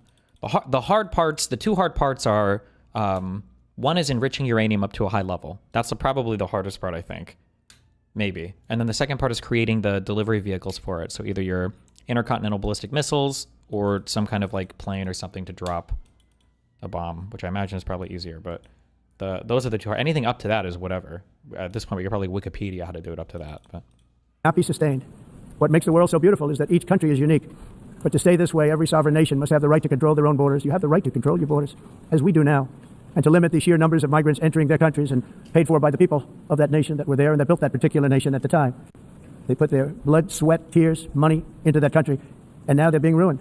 Proud nations must be allowed to protect their communities and prevent their societies from being overwhelmed by people they have never seen before, with different customs, religions, with different everything. Where migrants have violated laws, lodged false asylum claims, or claimed refugee status for illegitimate reasons, they should, in many cases, be immediately sent home. And while we will always have a big heart for places and people that are struggling and truly compassionate, answers will be given. We have to solve the problem, and we have to solve it in their countries, not create new problems in our countries. And we are very helpful to a lot of countries that are just not able to send their people anymore. They used to send them to us in caravans of 25, 30,000 people each, these massive caravans of people pouring into our country, totally unchecked and unvetted. But not anymore. According to the Council of Europe in 2024, almost 50% of inmates in German prisons were foreign nationals or migrants. In Austria, the number was 53% of the people in prisons were from places that weren't from where they are now. In Greece, the number was 54%. And in Switzerland, beautiful Switzerland, 72% of the people in prisons are from outside of Switzerland. When your prisons are filled with so-called asylum seekers who repaid kindness, and that's what they did. They repaid kindness with crime. It's time to end the failed experiment of open borders. You have to end it now. Let's see, I can tell you. I'm really good at this stuff. Your countries are going to hell. In America, we've taken bold action to swiftly shut down uncontrolled migration. Once we started detaining and deporting everyone who crossed the border and removing illegal aliens from the United States, they simply stopped coming. They're not coming anymore. We're getting a lot of credit, but they're not coming anymore. This was a humanitarian act for all involved, because on the trips up, thousands of people a week were dying. Women were being raped. Nobody's ever seen anything like it. Raped, horribly beaten, raped. On the trip up, the journey up, it was a long walk. It was a long, arduous journey, indeed. It was also a historic victory against human trafficking throughout the region. What we did was a victory, and we saved so many lives of people that wouldn't make the journey. That journey was loaded up with death. Loaded up with death. Dead bodies all along the roads of jungles. To get up, they go through jungles. The fuck are we Is there anything else in here worth listening to? I don't think I want to listen to this guy schizo ramble for a fucking hour. Go through areas so hot you couldn't breathe. They were dying of suffocation. Areas so hot that you couldn't breathe. Dead bodies all over. By them not coming, we're saving tremendous numbers of lives. My people have done a fantastic job in doing what they did, and the American public agrees with it. I mean, I was very proud to see this morning I have the highest poll numbers I've ever had. Part of it is because of what we've done on the border. I guess the other part is what we've done in the economy. Joe Biden's policies empowered murderous gangs, human smugglers, child traffickers, drug cartels, and prisoners from all over the world. The previous administration also lost nearly 300,000 children. Think of that. They lost more than 300,000 children, little children, who were trafficked into the United States on the Biden watch, many of whom have been raped, exploited, and abused, and sold. All their factories have been plundered. Some of my very own establishments. It's really sad to watch. They've been broken. They've been broken by countries that broke the rules. That's why the United States is now applying tariffs to other countries, and much as these tariffs were for many years applied to us, uncontrollably applied to us. We've used tariffs as a defense mechanism under the Trump administration, including my first term, where hundreds of billions of dollars in tariffs were taken in. And by the way, we had the lowest inflation, and now we have very low inflation. The only thing different is that we have hundreds of billions of dollars flowing into our country. But this is how we will ensure that the system works for everyone and is sustainable into the future. We're also using tariffs to defend our sovereignty and security throughout the world, including against nations that have taken advantage of former U.S. administrations for decades, including the most corrupt, incompetent administration in history, the sleepy Joe Biden administration. Brazil now faces major tariffs in response to its unprecedented efforts to interfere in the rights and freedoms of our American citizens and others, with censorship, repression, weaponization, judicial corruption, and targeting of political critics in the United States. I have a little problem saying this because I must tell you, I was walking in and the leader of Brazil was walking out. We saw him, and I saw him, he saw me, and we embraced. And then I'm saying, can you believe I'm going to be saying this in just 2 minutes? But we actually agreed that we would meet next week. We didn't have much time to talk, like about 20 seconds. They were in retrospect, I'm glad I waited because this thing didn't work out too well. But we did talk, we had a good talk, and we agreed to meet next week, if that's of interest. But he seemed like a very nice man, actually. He liked me, I liked him. But if you, and I only do business with people I like. When I don't like them, I don't like them. But we had... There should be like an audience, like volume meter thing. Like, I want to know who's applauding for this shit. Is it like just the American assembly, or is like the broad assembly kind of like clapping along, or? At least for about 39 seconds, we had excellent chemistry. It's a good sign. But also in the past, Brazil, can you believe this? Unfairly tariffed our nation, but now because of our tariffs, we are hitting them back, and we're hitting them back very hard. As president, I will always defend our national sovereignty and the rights of American citizens. So I'm very sorry to say this, that Brazil is doing poorly and will continue to do poorly. They can only do well when they're working with us. Without us, they will fail, just as others have failed. It's true. Next year, the United States will celebrate the 250th anniversary of our glorious independence, a testament to enduring power and American freedom and spirit. We will also be proudly hosting the 2026 FIFA World Cup, and shortly thereafter, the 2028 Olympics, which is going to be very exciting. I hope you all come. I hope that countless people from all over the globe will take part of these will be great celebrations of liberty and human achievement, and that together we all can rejoice in the miracles of history that began in July 4th, 1776, when we founded the light to all nations. And it's something really that an amazing thing came out of that date. It's called the United States of America. In honor of this momentous anniversary, I hope that all countries who find inspiration in our example will join us in renewing our commitment, values, and those values really that we hold so dear together. Let us defend free speech and free expression. Let us protect religious liberty, including for the most persecuted religion on the planet today. It's called Christianity. Oh my God. And let us a lot. And I said, you're sitting with the greatest asset. They essentially closed it by making it so highly taxed that no developer, no oil company can go there. They have tremendous oil left, And more importantly, they have tremendous oil that hasn't even been found yet. And what a tremendous asset for the United Kingdom. And I hope the Prime Minister is listening, because I told it to him 3 days in a row. That's all he heard. North Sea oil, North Sea, because I want to see them do well. I want to stop seeing them ruining that beautiful Scottish and English countryside with windmills and massive solar panels that go 7 miles by 7 miles, taking away farmland. But we're not letting this happen in America. In 1980, Solar panels taking away farmland. I'm pretty sure a lot of the shit we grow in the U.S., like, we literally just grow it to grow it. Like, I think the government, like, guarantees, someday I'll learn more about farm subsidies, but, like, we grow so much shit that the government subsidizes, we start, like, throwing it in random shit, too. Like, a lot of our fuel, I don't know if we still do this, but a lot of our fuel has ethanol mixed in with it, which I think burns a little dirtier. It's not as fuel efficient, but we just grow so much, we literally just burn the shit in our fucking car engines, because why not? The executive director of the United Nations Environmental Program predicted that by the year 2000, climate change would cause a global catastrophe. He said that it will be irreversible, as any nuclear holocaust would be. This is what they said at the United Nations. What happened? Here we are. Another UN official stated in 1989 that within a decade, entire nations could be wiped off the map by global warming. Not happening. You know, it used to be global cooling. If you look back years ago in the 1920s and the 1930s, they said global cooling will kill the world. Were they talking about climate change in the 1920s, the 1930s? Maybe they were. I don't know. Is that a thing? We have to do something. Then they said global. The ethanol burns cleaner. Is that true? I've never heard that in my life. I've always heard that ethanol-based fuels burn dirtier in your vehicle than just pure gasoline. Warming will kill the world, but then it started getting cooler, so now they just call it climate change, because that way they can't miss. It's climate change. Because if it goes higher or lower, whatever the hell happens, there's climate change. It's the greatest con job ever perpetrated on the world, in my opinion. Climate change, no matter what happens, you're involved in that. No more global warming, no more global cooling. All of these predictions made by the United Nations and many others, often for bad reasons, were wrong. They were made by stupid people that have cost their countries fortunes and given those same countries no chance for success.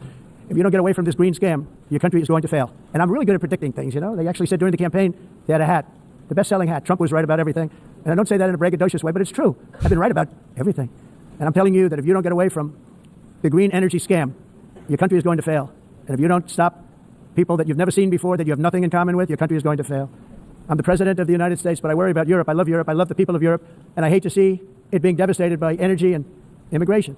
This double-tailed monster destroys everything in its wake, and they cannot let that happen any longer. You're doing it because you want to be nice. You want to be politically correct, and you're destroying your heritage. They must take control strong. Rugel says it burns cleaner. The reason why ethanol has a bad name is because older cars could not use it because the engines suck. Wow. Okay. Strongly and immediately of the unmitigated immigration disaster and the fake energy catastrophe before it's too late. The carbon footprint is a hoax made up by people with evil intentions, and they're heading down a path of total destruction. The carbon footprint is a gated immigration disaster and the fake energy catastrophe before it's too late. The carbon footprint is a hoax made up by people with evil intentions, and they're heading down a path. Do you feel embarrassed right now as an American, or are you completely desensitized to Trump's slop? Bro is clowning US. I mean, it is embarrassing, but I mean, it's not my... I didn't vote for the dude.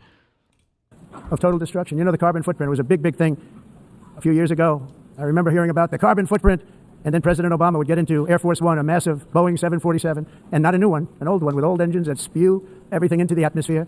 He'd talk about the carbon footprint, we must do something. Then he'd get in, and he'd fly from Washington to Hawaii to play a round of golf.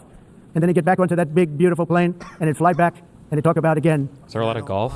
Global warming. Speech without a teleprompter. Is there a lot of golf in Hawaii? Is that a thing? And the carbon footprint. It's a con job. At extreme cost and expense, Europe reduced its own carbon footprint by 37%. Think of that. Congratulations, Europe. Great job. You cost yourself a lot of jobs, a lot of factories closed, but you reduced the carbon footprint by 37%. However, for all of that sacrifice and much more, it's been totally wiped out and then some by a global increase of 54%.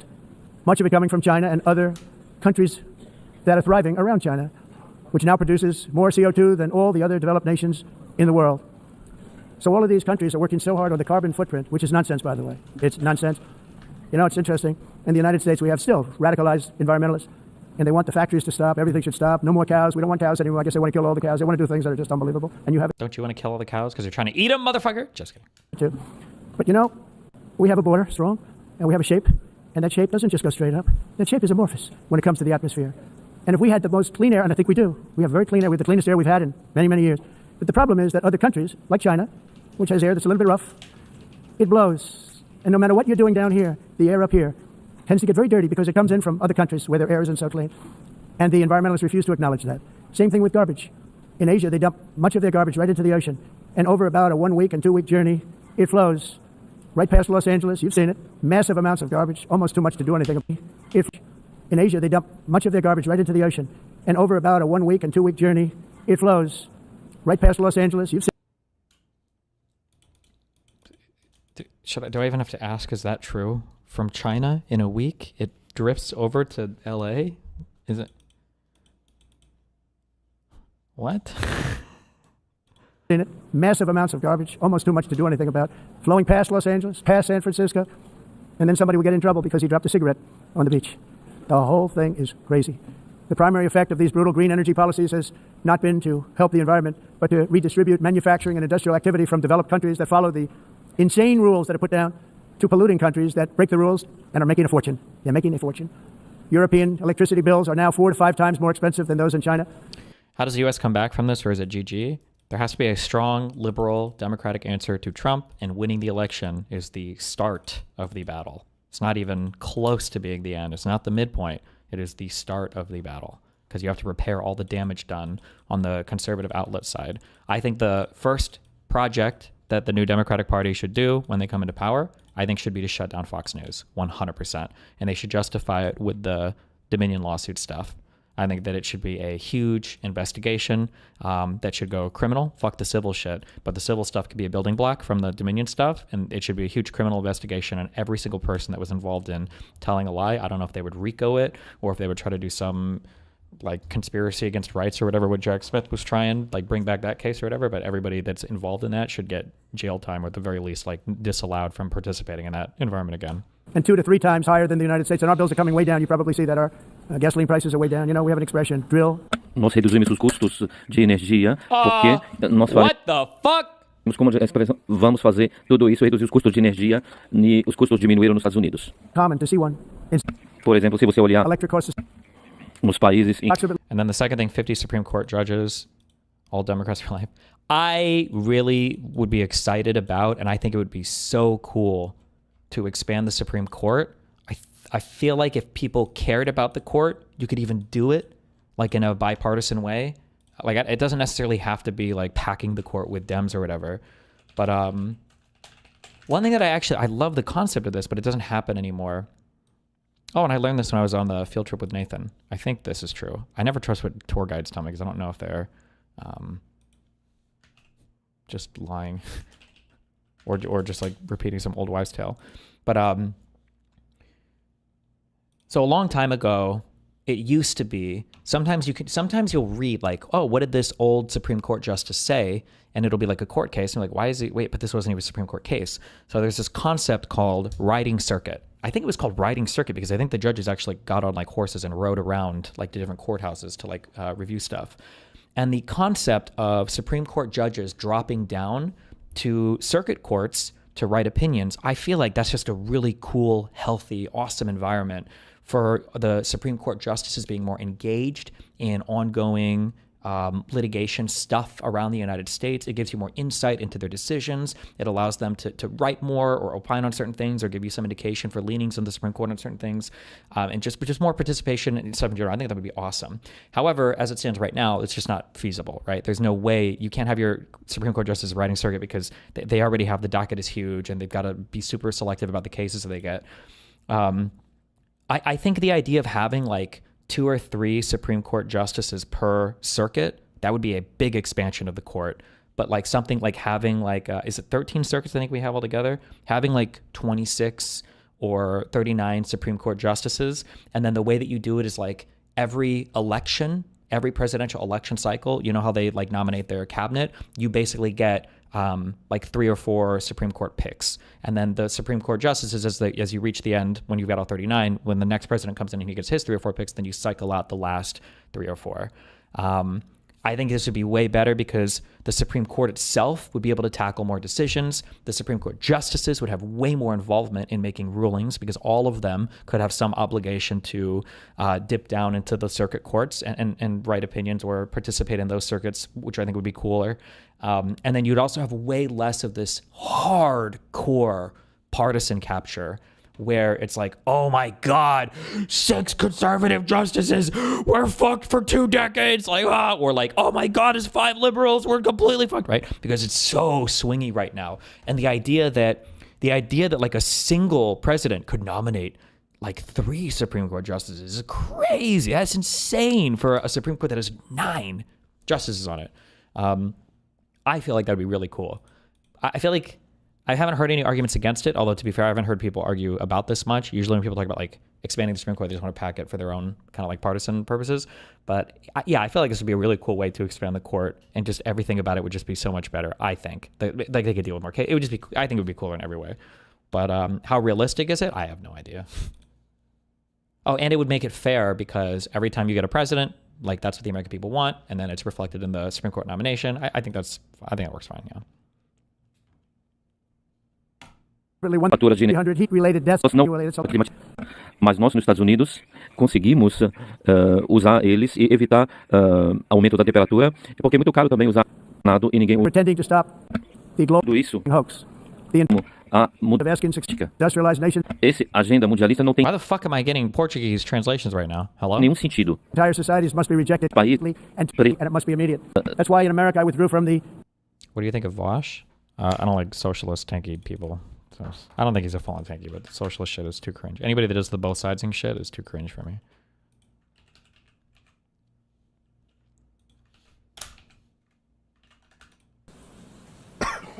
Gavin Newsom. And I don't mind making this speech without a teleprompter, because the teleprompter is not working. Your countries are going to hell. Bruh. The wind doesn't blow. Those big windmills are so pathetic and so bad. The best-selling hat, Gavin Newsom, was right about... It's fucking retarded.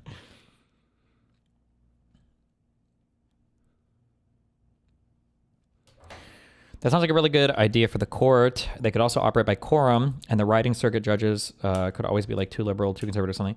The quorum thing would be hard. Well, no, you would just go by, I guess, the party of the president that nominated him. You don't really want to think of it. And we all still kind of, well, the Supreme Court kind of deludes itself, at least into thinking, well, there's not liberal and conservative justices. There are just justices. But I think our court has gotten a lot more partisan in terms of the partisanship of the Senate approving the nominees to where it's like mostly all conservatives or all liberals voting for particular justices. I think that's gotten worse over time.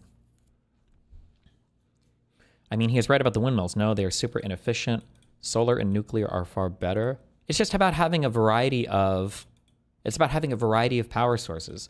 Like the only question should be is, does the power generation make its money back over some time horizon compared to its like initial upfront cost? That's it. And if it does, well, then invest in it. Fuck it. Why not? Why would you not want to have a variety of sources powering your energy grid, right? It's kind of free energy, right? It's wind, you know?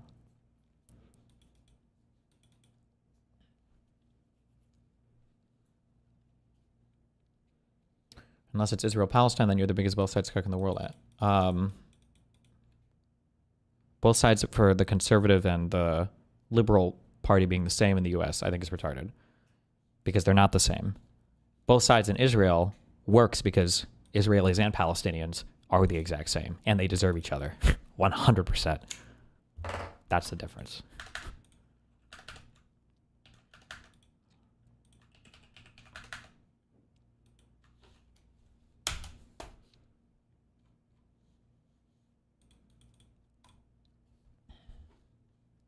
An ICE agent shot Silverio dead. DHS lied about what happened. There needs to be a full, thorough investigation into what happened that morning. All camera footage must be released, and no one must come to the committee and account for ICE's unlawfulness and lies. I don't know what this is even about. Body camera footage obtained by the Chicago Sun-Times shows the scene after an ICE agent fatally shot Silverio Villejas Gonzalez. The ICE agent said his injuries were nothing major. Video shows, but DHS reported the agent was seriously injured.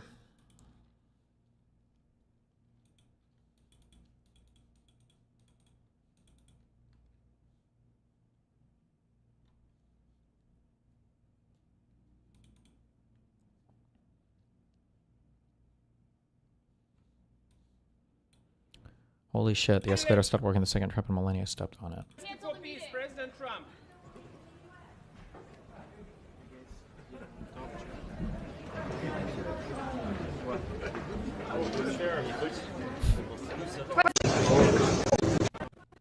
Peace, President Trump.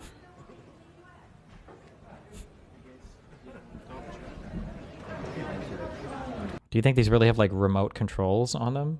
Like, could somebody shut it off from afar? Maybe. That's kind of funny.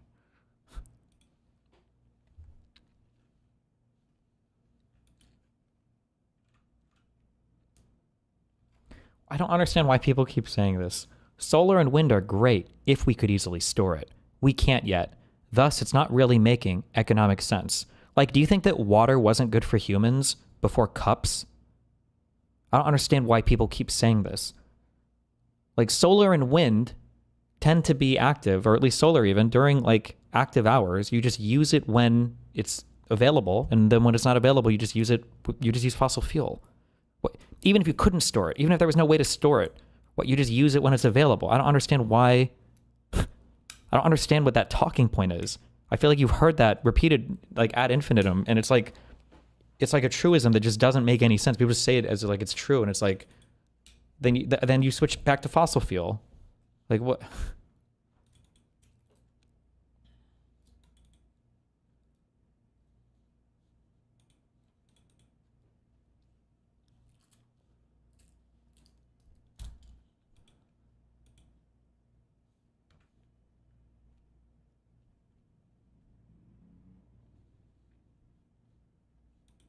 Because it's redundant at producing energy, not that it meets a need. Because it's redundant at producing energy. But it's redundant, I don't like the use of that word, it's redundant. No, it's superior. If you could generate energy just through solar or wind, you'd prefer to do that versus exhausting your fossil fuel reserves. No? It's not easy to switch? I don't believe you. I don't think that's right. Somebody tried to make that argument before, and I don't see anything justifying that. So you need double the generating capacity, one for when renewables are working, and the other for when they aren't, plus some types like nuclear can't easily be turned on and off, I think. You literally can easily scale demand on these. This is the advantage of fossil fuels. It is literally why nuclear and fossil fuels are so preferable for energy grids, is because you can exactly scale how much of these you're burning at any point in time. What?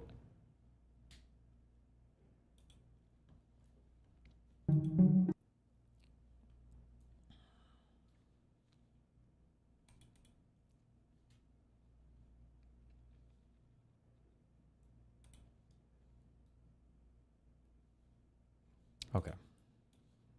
Stop. Don't troll me. Every Oklahoma high school. Hi. I'm excited to announce today that every Oklahoma high school will have a Turning Point USA chapter.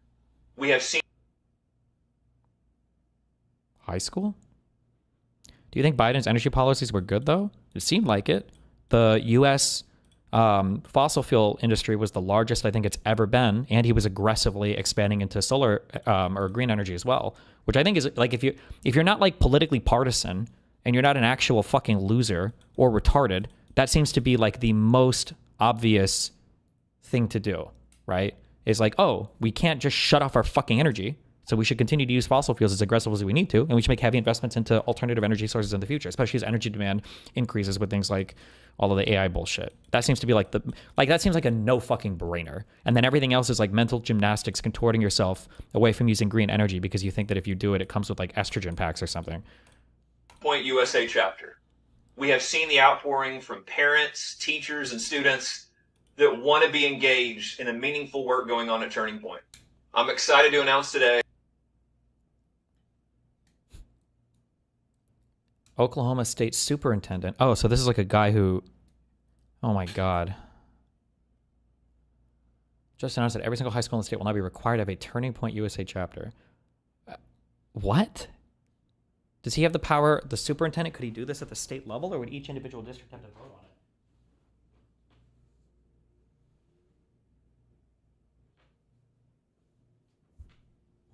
But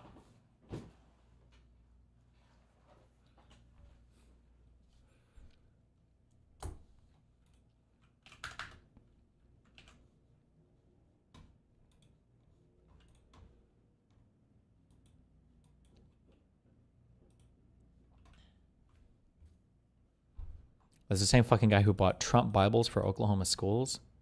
Based.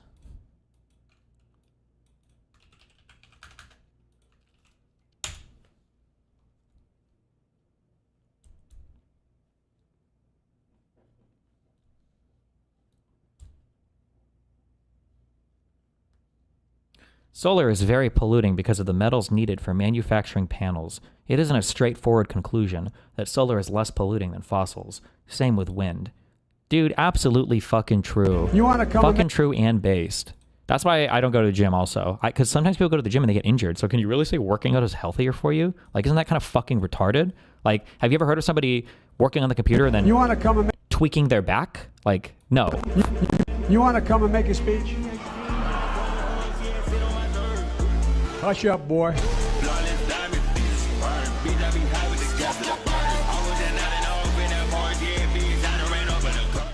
Damn!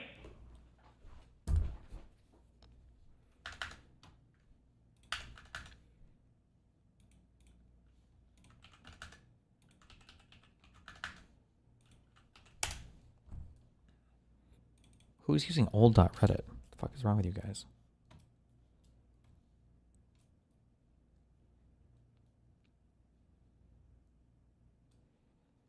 Why is she doing this? Oh, Kyla. Damn, you guys are unhinged about Kyla. Just listen. Let her make her tweets, okay?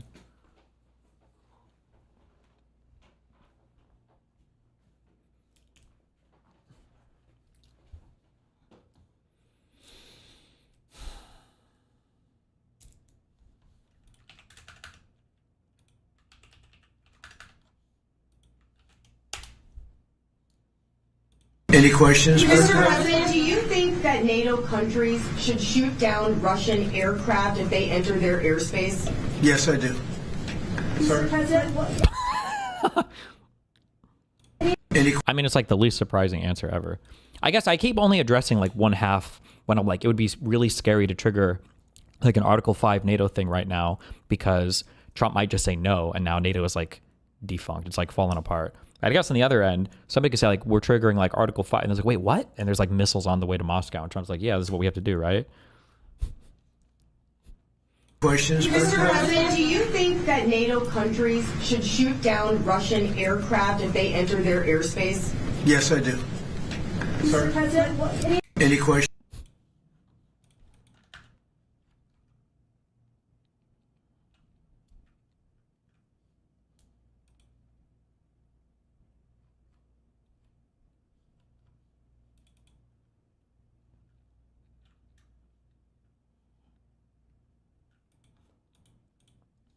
Did you see Erdog's message? People were criticizing that Kirk Nazi vigil.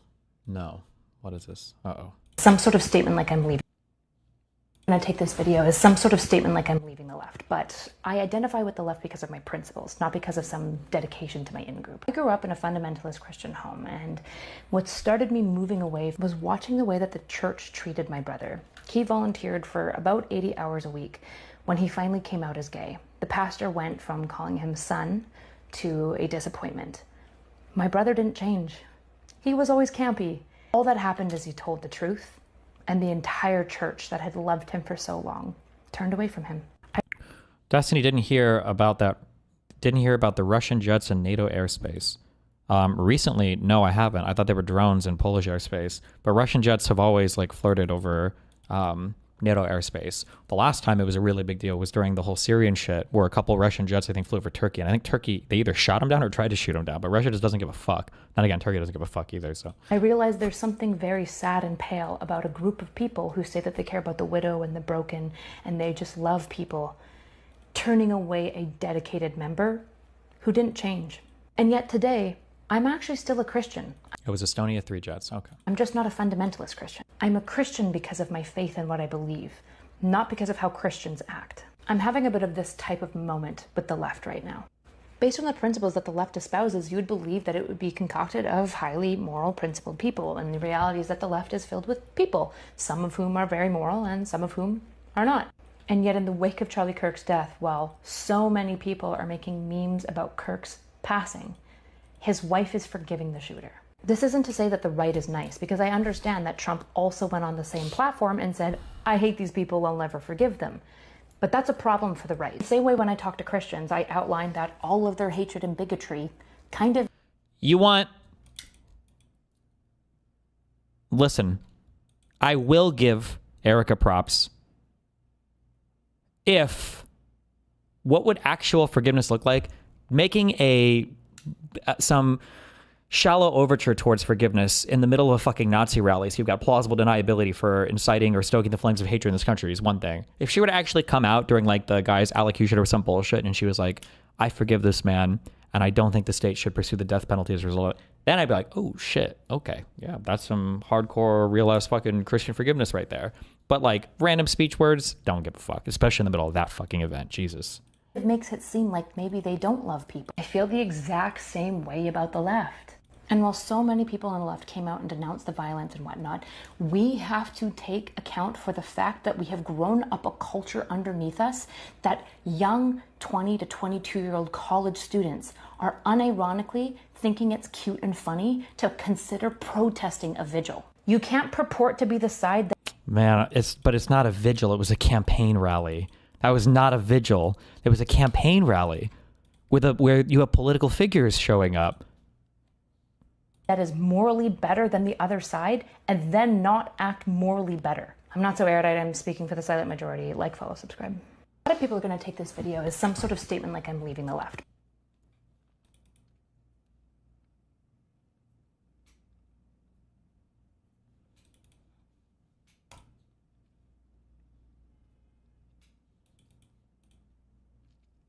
Why do you think you started to use the word Nazi or fascist terms to characterize Republicans? Didn't you go against lefties on that your whole career? What happened? The facts change. I don't understand how it's so hard for people. I don't understand how it's hard. I know. It's so fucking annoying. It's going to also, like, if it gets to the point to where, and it's possible that, like, I would say that Israel's actions against the Palestinians are genocidal. Like, the second, if my mind flips on that or changes on that, everybody's like, oh, I said this from day one. Why didn't he? Blah, blah, blah, blah, blah, blah. And it's like, yeah, because the facts change over time. Vosh said that Scalia was a fascist and that George Bush was a fascist. I don't think that was true. Donald Trump operates in every sense of the word like a fascist. More so now than he did in Trump 1 because he didn't know that he needed like a dick suck cabinet to go along with all of his illegal commands. Like, yeah, he operates meaningfully different than Republicans in the past have. Fuck, there was something else I was going to say in response to that. And now I forgot it because I come up so fucking retarded. Video is some sort of statement. Ugh, there's no way to, oh wait, can I? And like I'm leaving the left, but wake of Charlie Kirk's death, while so many people are making memes about Kirk's passing, his wife is forgiving the shooter. This isn't to say that the right is nice, because I understand that Trump also went on the same platform. This is, I was going to say this a week ago, but I was catching too much heat and I didn't want to fucking, it's not, whatever. But, there are, okay, I've given this example before. There are certain personality types that will elicit a certain response from people, and I think that the onus is on you to understand how other people perceive you, and then if you're going to operate in a certain way, to accept that, right? So, for instance, there's like two ways of being kind of like an asshole-ish or like standoffish or whatever, I guess, kind of person, okay? You can be a person who's like, you know, somebody's like, oh, like, you know, why do you think people, you know, don't like you or think you're an asshole or whatever? It's like, I don't know. People can handle the truth, I guess. I don't know. I'm kind of blunt. I guess people just can't handle me, right? Like, that's one way to do it. People do this cringe and annoying, right? And then there's like the secondary way, which I would say is more honest. It's how I think I basically present myself, right? Is like, yeah, I have a very, I can be very blunt or I can be like an asshole. Like I think the way I explain it is like, if you agree with me, I'm the funniest guy in the room. If you disagree with me, I'm the most obnoxious motherfucker in existence, right? And I get that. I understand that. And I accept that. That's something I accept. I can't, for people that don't like me or hate me because of my personality, because of my presentation or the way that I present myself, like, yeah, I get it. That's fine. I think like it makes sense to me, right? I would hate somebody that presented like me that had a totally opposite set of ideas as me. It's important to understand that. Now, I'm not going to say that all hatred is justified. I'm not going to say that we should celebrate people dying. And I'm not going to say that like a whole group of people should be, you know, celebrated as dying. But I do think it is probably important to analyze when somebody like Charlie Kirk dies, why are so many people celebrating? Like, what's going on there? Now, the answer could be that people are just unhinged and deranged and delusional. Like, I don't think it's necessarily good, for instance, that people celebrated fucking the incel Luigi fuck assassinating the the healthcare dude. I think that was unhinged that people celebrated that. But like, where does it come from? Well, people at the very least have a perception they're unhappy with healthcare stuff, but then politicians are unresponsive to it or whatever there has been. Right? So you understand where it's coming from, at least, I guess. Even if I don't think the behavior is acceptable. Why do people feel the same way about somebody like Charlie Kirk dying? If he really was just a friendly guy who treasured and valued open debate, like what's going on there? The fact that nobody even wants to touch that question, I think, is a little bit telling.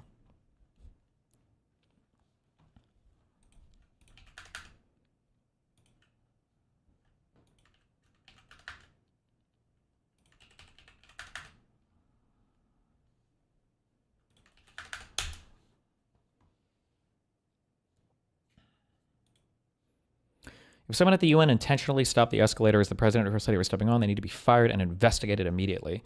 The Times reported this on Sunday. To mark Trump's arrival, UN staff members have joked that they may turn off the escalators and elevators and simply tell him they ran out of money, so he has to walk up the stairs. That is pretty funny if that's the case.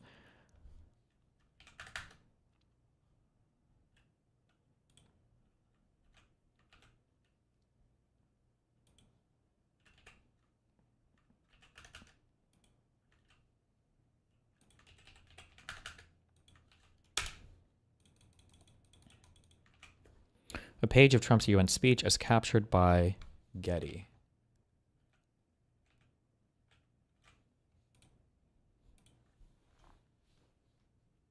Oh, he even uses caps in his writings. Nice.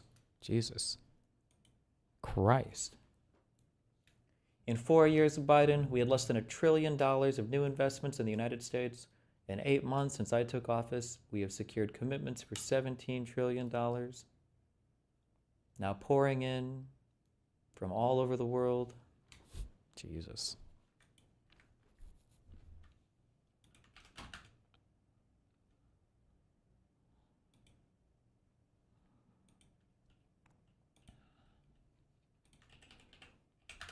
God, I hate all these fucking companies. It's so cringe how many of them are capitulating to Trump. Joe Scarborough. Oh my God, watch out, conservatives. What happened if a Democrat admin went after your speech? 3 hours later, Google admits censorship under Biden, promises to end bans of YouTube accounts of thousands of Americans censored for political speakers. I mean, I'm going to get monetized again. Like, if stuff like this is true, publish it. Show us the emails. What is all the what is all of the oh God, and it's the House Judiciary Committee, so Jim Jordan. Oh my God. Okay, so at least we know then that this absolutely did not happen, right? Because if Jim Jordan said it, you can probably just assume the opposite is true. Jesus Christ.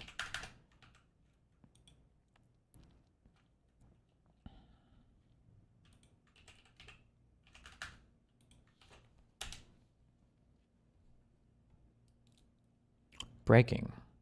After getting to know and fully understand the Ukraine-Russia military and economic situation, and after seeing the economic trouble that is causing Russia, I think Ukraine, with the support of the European Union, is in a position to fight and win all of Ukraine back in its original form. With time, patience, and the financial support of Europe and, in particular, NATO, the original borders from where this war started is very much an option. Jesus Christ. Was this posted today? He's so mad. I bet he's mad about Putin. 2 weeks. What were they supposed to do? He was having private phone calls with this guy, kicking his feet up on his bed with in his bedroom, talking on his little cell phone, like, "Oh, what's up, Putin? Like, what are we gonna figure out, man?" He's gotten played over and over and over and over and over and over and over again. Jesus. Do you think Putin fucked up? He had Trump in his lap, but now Trump turned. I don't know. Who the fuck knows?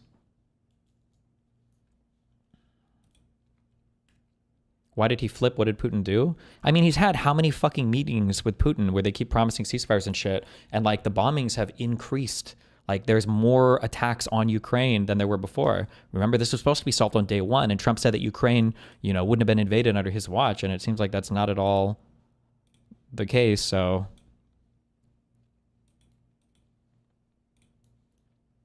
Putin is just kind of like making him out to be a joke, I guess. At some point, it's going to wear on Trump.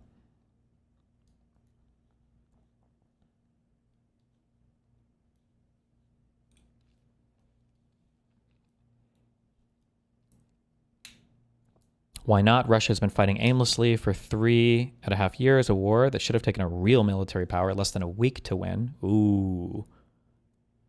This is not distinguishing Russia.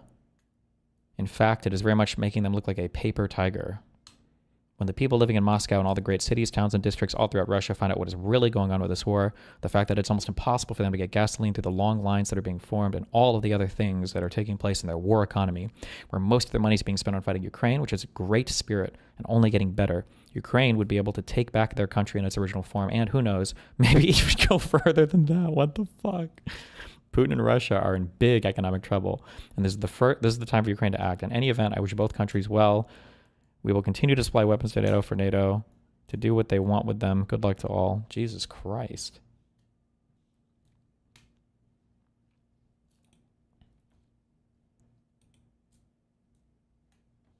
And you can Candace Owens is pulling 120k viewers right now.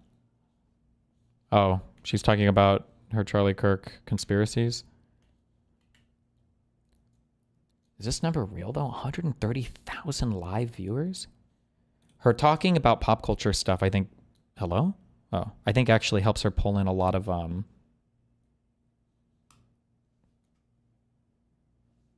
viewers, but like her videos do really well. It's a really big live viewership number though. Yeah, I don't know.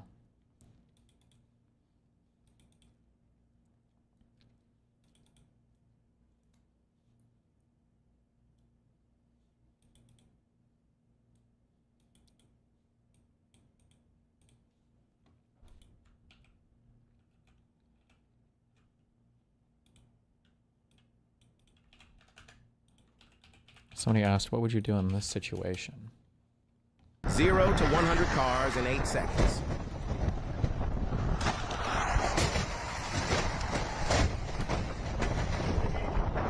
I know. 0 to 100 cars in 8 seconds.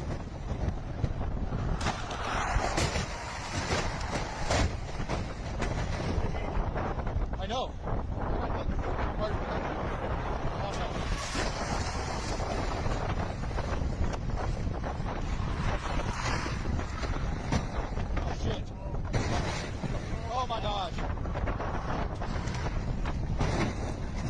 Wait, is this AI?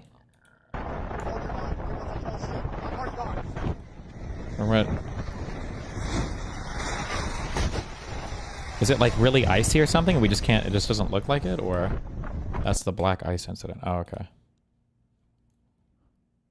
0 to 100 cars in 8 seconds.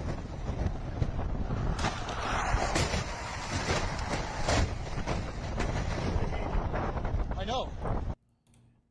Is it sped up too, maybe? Hold on. I'm trying to look at this guy. Might be sped up a little bit too.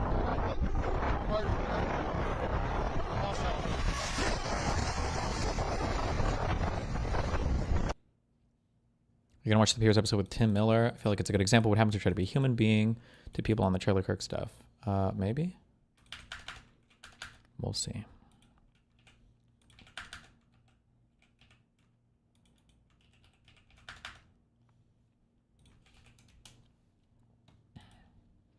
Her take, host gets tired of Anna. American shouldn't. Netanyahu is a bad guy. And he wanted to make it seem like, no, we were all great. We were good. We had a great relationship. Little did we know behind the scenes, there was a lot of pressure toward ends up Netanyahu. being about how do we bash Israel. This is not for me.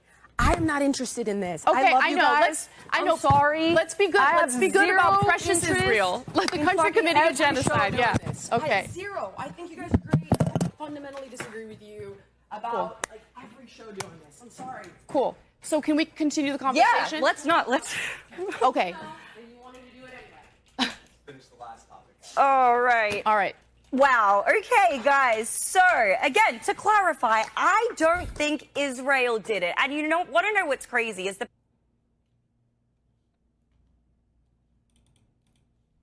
Is there a link to the whole show? What, were they talking about the Charlie Kirk murder?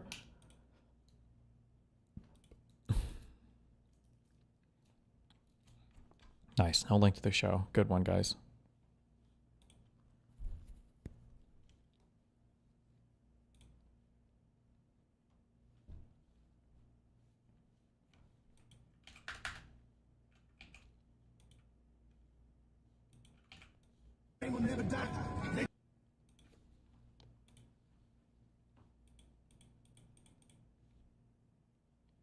This is the most depressing 35 minutes of Tim ODC's life.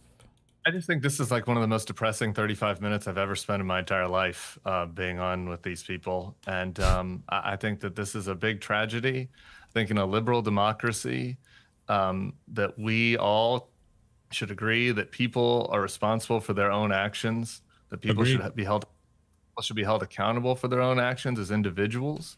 That this is not, I don't want this country to become Yugoslavia where the Serbs hate the Croats and every Croat is bad and every Serb is bad and every non-MAGA is responsible for Tyler Robinson's actions and every MAGA is responsible for David DePape's actions. And we come on here and we shout at each other and we say that, oh, what did Kerry just say? Oh, that the liberals have become violent. It's a violent movement. It's like that is not true. Or that Wajahat comes on here and starts like not answer the question, shouting like, "Why are we? What is the point of this?" Him, but okay. To come back together. We should be able to come back together and engage on the merits of what happened. Every liberal is not violent. I know lots of liberals. I talked to a lot of liberals. Don't own weapons. Don't want to have weapons. Preach peace. There were obviously a lot of Christians and MAGAs and conservatives that preached peace yesterday, including Charlie's wife. Like we're gonna come on here and smear everybody from the other side and incite and have Eric come on and say I'm angry and I want to go at war with the left. I'm sorry. I'm signing out from all this. I'm checking out from all of it. Tyler Robinson, what he did was horrible, and he's responsible for his actions. People are responsible for their words if they're lying, and they should be called out for it. But like, why are we doing this? I mean, Megyn Kelly yesterday was tweeting at me. Carrie, we retweeted it. She said to me, you gleefully canceled all of us for 5 years. One of yours killed Charlie, and then you laughed at our pain. But Carrie just said they did this. She used the word they. Yes, I like that. Call that out more. They. This they word is so cancerous. Who the fuck are you referring to? I didn't do any of that. I didn't laugh at Charlie. I didn't kill Charlie. I don't take any glee in his pain. It's really affected me emotionally in a pretty deep way. And I think that the way that we've all decided to treat each other on these panels, like we're enemies and there's some civil war, when like the reality is a deranged 22-year-old that got radicalized did something really bad, and we should all fucking condemn it and say we don't want that to become a country where people do political assassinations. Unfortunately, I just don't think that we're up for that, and I've got to listen to like this clown show, and it's pretty frustrating, frankly. And it's not frustrating actually. It's really sad. It makes me sad. I'm depressed by it all. Damn. Most depressing 35 wannabe. Well. Yeah. Okay, Eric Bolling. I can't be the only one. Good happen. You should vote me. I leave power. Good. Nothing bad can happen. It can only good happen. Okay.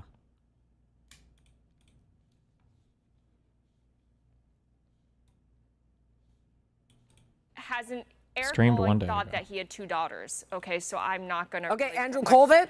The narrative is not true. Andrew said, Charlie has a cordial relationship with Ackman. There's no blackmail, also, no intervention. Nothing like what Candace is suggesting. That same Andrew said that Okay. Candace and Charlie remain friends. I just want to make He's sure. saying this is not true. But they were reporting to be fairly. We're pro-Hamas, obviously.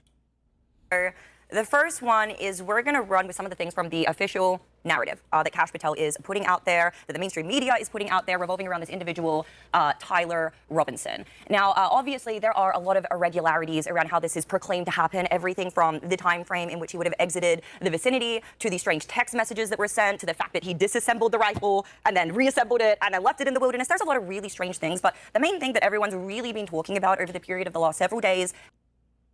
What have they really been talking about? Tell us. She's not going to say Israel, right? Because that's not what most people have been talking about. That's like the fringe fucking weirdos online. Has been these text messages. So okay. I want to go ahead and dive into them, but more than that, I want to talk about this ChatGPT analysis that I've seen go mega.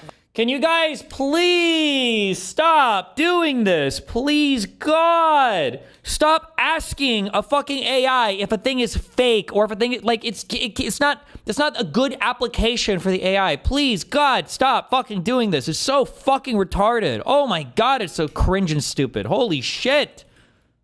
Viral everywhere. Now, obviously, guys, this isn't me putting 100% of my trust in ChatGPT or taking any time, but you know, it's kind of echoing here what the public sentiment has been, which is that these messages seem fake and they seem made up, and it basically seems like Kash Patel and whoever else sat around and they're like, how do trans lovers talk to one another? Let's figure out how we can put together this narrative, because some of the language that was used was just really, really unusual. Do you have it up on the screen there, Connor? Yeah. Yes. Okay. Wonderful. So, let's just run through the text messages really, really quickly. Then we'll go through the ChatGPT analysis of some of the things that it's calling out. So essentially, it starts, look under your keyboard. What? You're joking, right? I am still okay, my love. I'm stuck in Orem for a while longer yet. Yeah, who talks about that? A while longer yet, right? Shouldn't be long until I can come home, but gotta grab my rifle still. To be honest, I'd hurt to keep this a secret until the day that I died. I'm sorry to involve you. Okay, we're gonna get into the ChatGPT thing, but how is that the first thing that you say? Also, he left a note under the keyboard. Yeah. Like, what are you even doing here? Right, you'd hurt to keep it a secret until the day that you died, but you left a note under your keyboard? Yeah, that's an inconsistency. That's strange. Within the very first message, who are you leaving the note for, right? You weren't the one who did it. Tyler says, I am. I'm sorry. I thought they caught the person. No, they grabbed some crazy old dude. They interrogated someone in similar clothing. This is also a weird comment to make because we hear that Tyler Robinson, in fact, changed clothing throughout. So which item of clothing are we referring to? And how were you able to see the other person that they interrogated to be able to confirm that? I feel like there are two possibilities. Is that the grifting Asian Bernie chick? Yes. Every single person here is a grifter. Well, I don't know the one woman, but... Or three. Number one, these could be totally authentic. That I'm not giving too much weight to at this moment because I do agree, like, this is a 22-year-old who talks like that. Also, he's supposed to be exceptionally intelligent. He's obviously not bananas. exceptionally. I would just say like I thought he was above supposed to be average. very intelligent. Like above average. I wouldn't say he's like brilliant. He got a I know, but it was. I'm not going to do this because I went. It's like a. So he's not that smart. He did really well on his standardized test scores. I think like 98th or 99th percentile, I think. Then again, so did that one Trump shooter, right? Video that got released, he did get a scholarship to the school, right? So he is of above average intelligence. I know, but it wasn't like Harvard. Okay, so there are two other options. Is Harvard the only? It depends on even what you want to do, right? Like if you wanted to do like fucking engineering or some like, it's not like everybody needs to go to fucking Harvard or whatever. No. Okay. Possibility. So number one, possibly authentic. Number two, maybe this was staged by the two of them in order to clear the roommate from knowing about it ahead of time. I know what you're referring to when you mentioned Breaking Bad. Yes. Do you want to talk about the clip? But really quick, let's just go through the last two strange things with these text messages, and then we'll go into that, then we'll go into the ChatGPT. Well, we didn't get to the third possibility. Then go to the The third possibility is that the feds are just totally making this up, right? Okay. Yeah, go ahead. Ames, go. So the main thing that people were calling out was like the language used here, where he says that he needs, I'm wishing I had circled back and grabbed it as I got to my vehicle. This seems to be the thing that everybody's stuck up on, in addition to, I'm worried that what my old man would do if I didn't bring back Grandpa's rifle. So the usage of the word vehicle. I mean, I don't know about you. Have you guys ever used the word vehicle in casual conversation when describing your car? See, like, let's hop in our vehicle to get home. Who says that? Have you ever said that? I just can't tell if the kid is super duper bizarro. Like he's a murderer. He's having sex with a trans person who thinks that they're an animal. Right. I mean, can somebody link me real quick without linking something retarded? I'm banning you if you link retarded shit. That's a new rule. If I ask for a link and you link retarded shit, I'm banning you. Is there any proof at all? Who's made statements about the shooter actually being retarded? Don't link me a source of a source or a reference. Link me the original. Like, what's the strongest claim that the roommate person is retarded? Or, did I say retarded?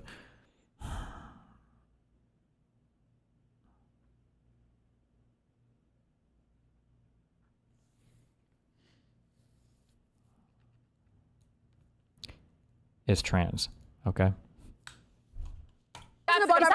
Yes, he's a furry trans. That's been confirmed. I didn't know. That has been absolutely confirmed. That's another Absolutely confirmed. By the way, a furry, I'm pretty sure, is a person that like full on fucking has like a costume and all this shit, or somebody who like their primary jerk vehicle, they are like involved in these communities. I don't think just jerking off to some fucking furry porn every now and then is like part of your overall porn diet. I don't know if that makes you a quote unquote furry. But I don't know. I don't even know where the furry claims come from. Apparently, there was some Steam game that he played. How many hours did he have on it? He's not a normal kid. Obviously, he's a murderer, but in his brain's. So let's also clarify that as well. I mean, you aware, Anna, of what was inscribed in these bullets as well? I know that there was a lot of debate and some misinformation about the inscriptions. But tell me what. So, hey, fascist catch. Yes. One of them. Yes. Notice bulges, OWO, and the O's are capitalized. This is a furry community, basically. This is one. I'm pretty sure I've tweeted out shit like about notices bulge. Okay.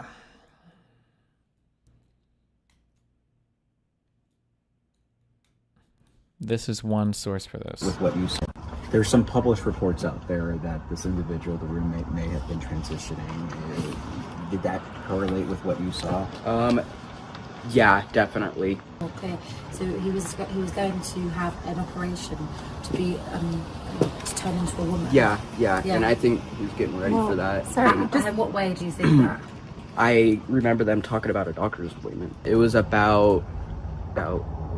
I remember them talking about a doctor's appointment. It was about and I think he was getting ready for that. Sorry, in what way do you think that?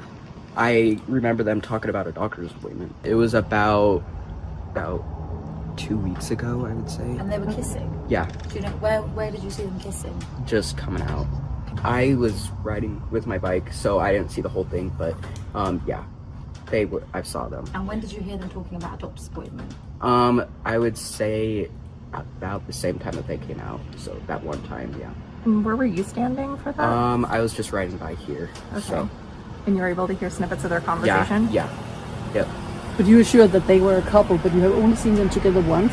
Mm-hmm. Yeah, I mean, random guys don't hold hands and definitely don't kiss. So, I would have tried to stop him if I knew it was him, like before. I hate everything about this. So in Utah, now maybe this is like a very progressive area. In Utah, 2 people stepped onto a porch, kissed, and were talking about a trans surgery? The roommate may have, there are Polish reports out there that this individual, the roommate, may have been transitioning. Did that correlate with what you saw? Yeah, definitely. Okay, so he was going to have an operation to be to turn into a woman. Yeah, and I think he's getting. First of all, bottom surgery is very fucking rare. I don't even know what percentage of trans people. It's like, isn't it less than 1% of people even get bottom surgery? Now maybe he's talking about fake boobs or facial feminization, but these are also very rare and very expensive. And it's Utah. Like, I don't know. Maybe. Can you even do that in Utah? I have no idea. These guys are also like making out on their porch. But it could be, I mean, like there are like progressive liberal areas in cities, especially. I'm sure even in Utah.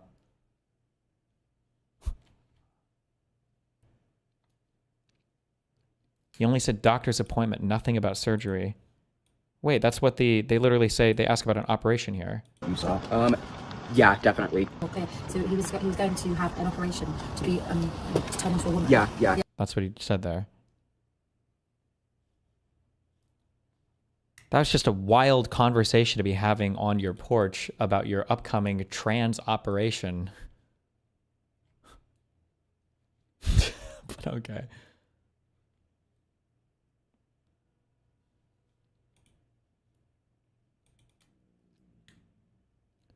They don't include it in the caption, but this is actually the doctor who is transing the roommate.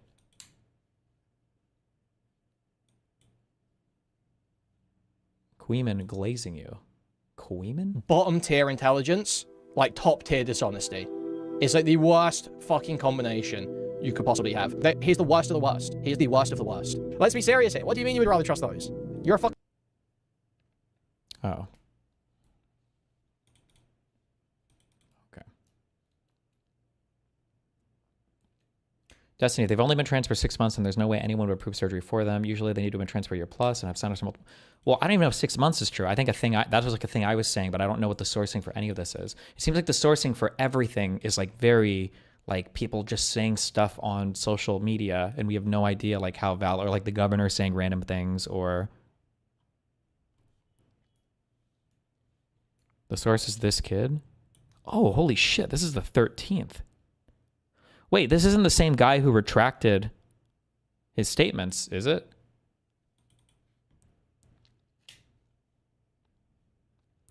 This is a conversation he said he heard while he was riding past on his bike. Wait, is there a link to the full conversation anywhere?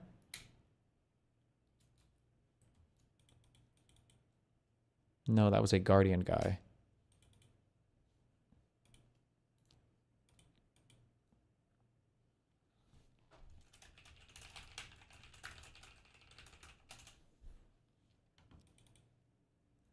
The Guardian had a retraction with a friend, and this seems to be a Sun exclusive. Is there like a full interview with this guy on anywhere? Like a 5-minute or whatever?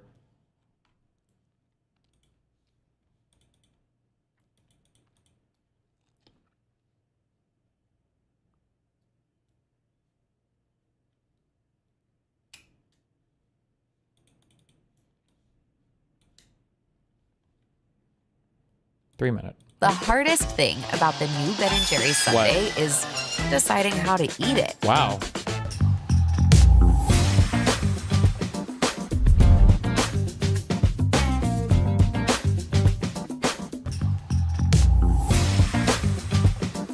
Okay, this is what I don't understand. So when we say Utah governor says alleged Kirk shooter not cooperating with authorities. Wait. So I think I saw this a while ago. This is September 14th because he mentioned this transitioning thing. But I'm curious, like, where or how would they have found that out? Like, they couldn't have done, like, any kind of medical... Like, they would have had to have found this out from the person themselves and then just reported that. Because, like, this would be a HIPAA violation. They can't go through, like, medical records and publish that or talk about that publicly. But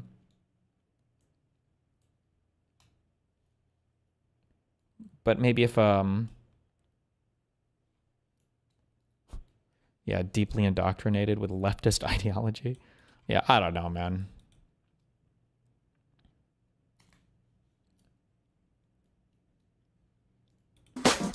I thought the FBI said they were cooperating extremely well. The roommate is cooperating, but the shooter is not cooperating.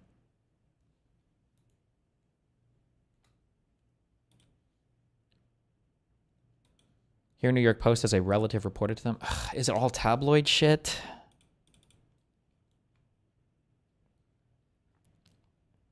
Alleged Charlie Kirk assassin's roommate was problematic before family kicked him out, relative says. The transgender roommate of conservative activist Charlie Kirk's alleged assassin was previously kicked out of his parents' house over issues surrounding substance abuse, gender identity, and a persistent video game addiction, a relative told Fox News Digital. Moved into a townhome in St. George, Utah after living with his grandparents when his father kicked him out. The 22-year-old is also in the process of transition from male to female, the relative confirmed. What does transitioning mean here? Like, I'm so curious, like, that they cross-dress, or that they are actually, are they on hormone therapy, or that they are, like, did they, like, change name legally or something? I feel like we would know that.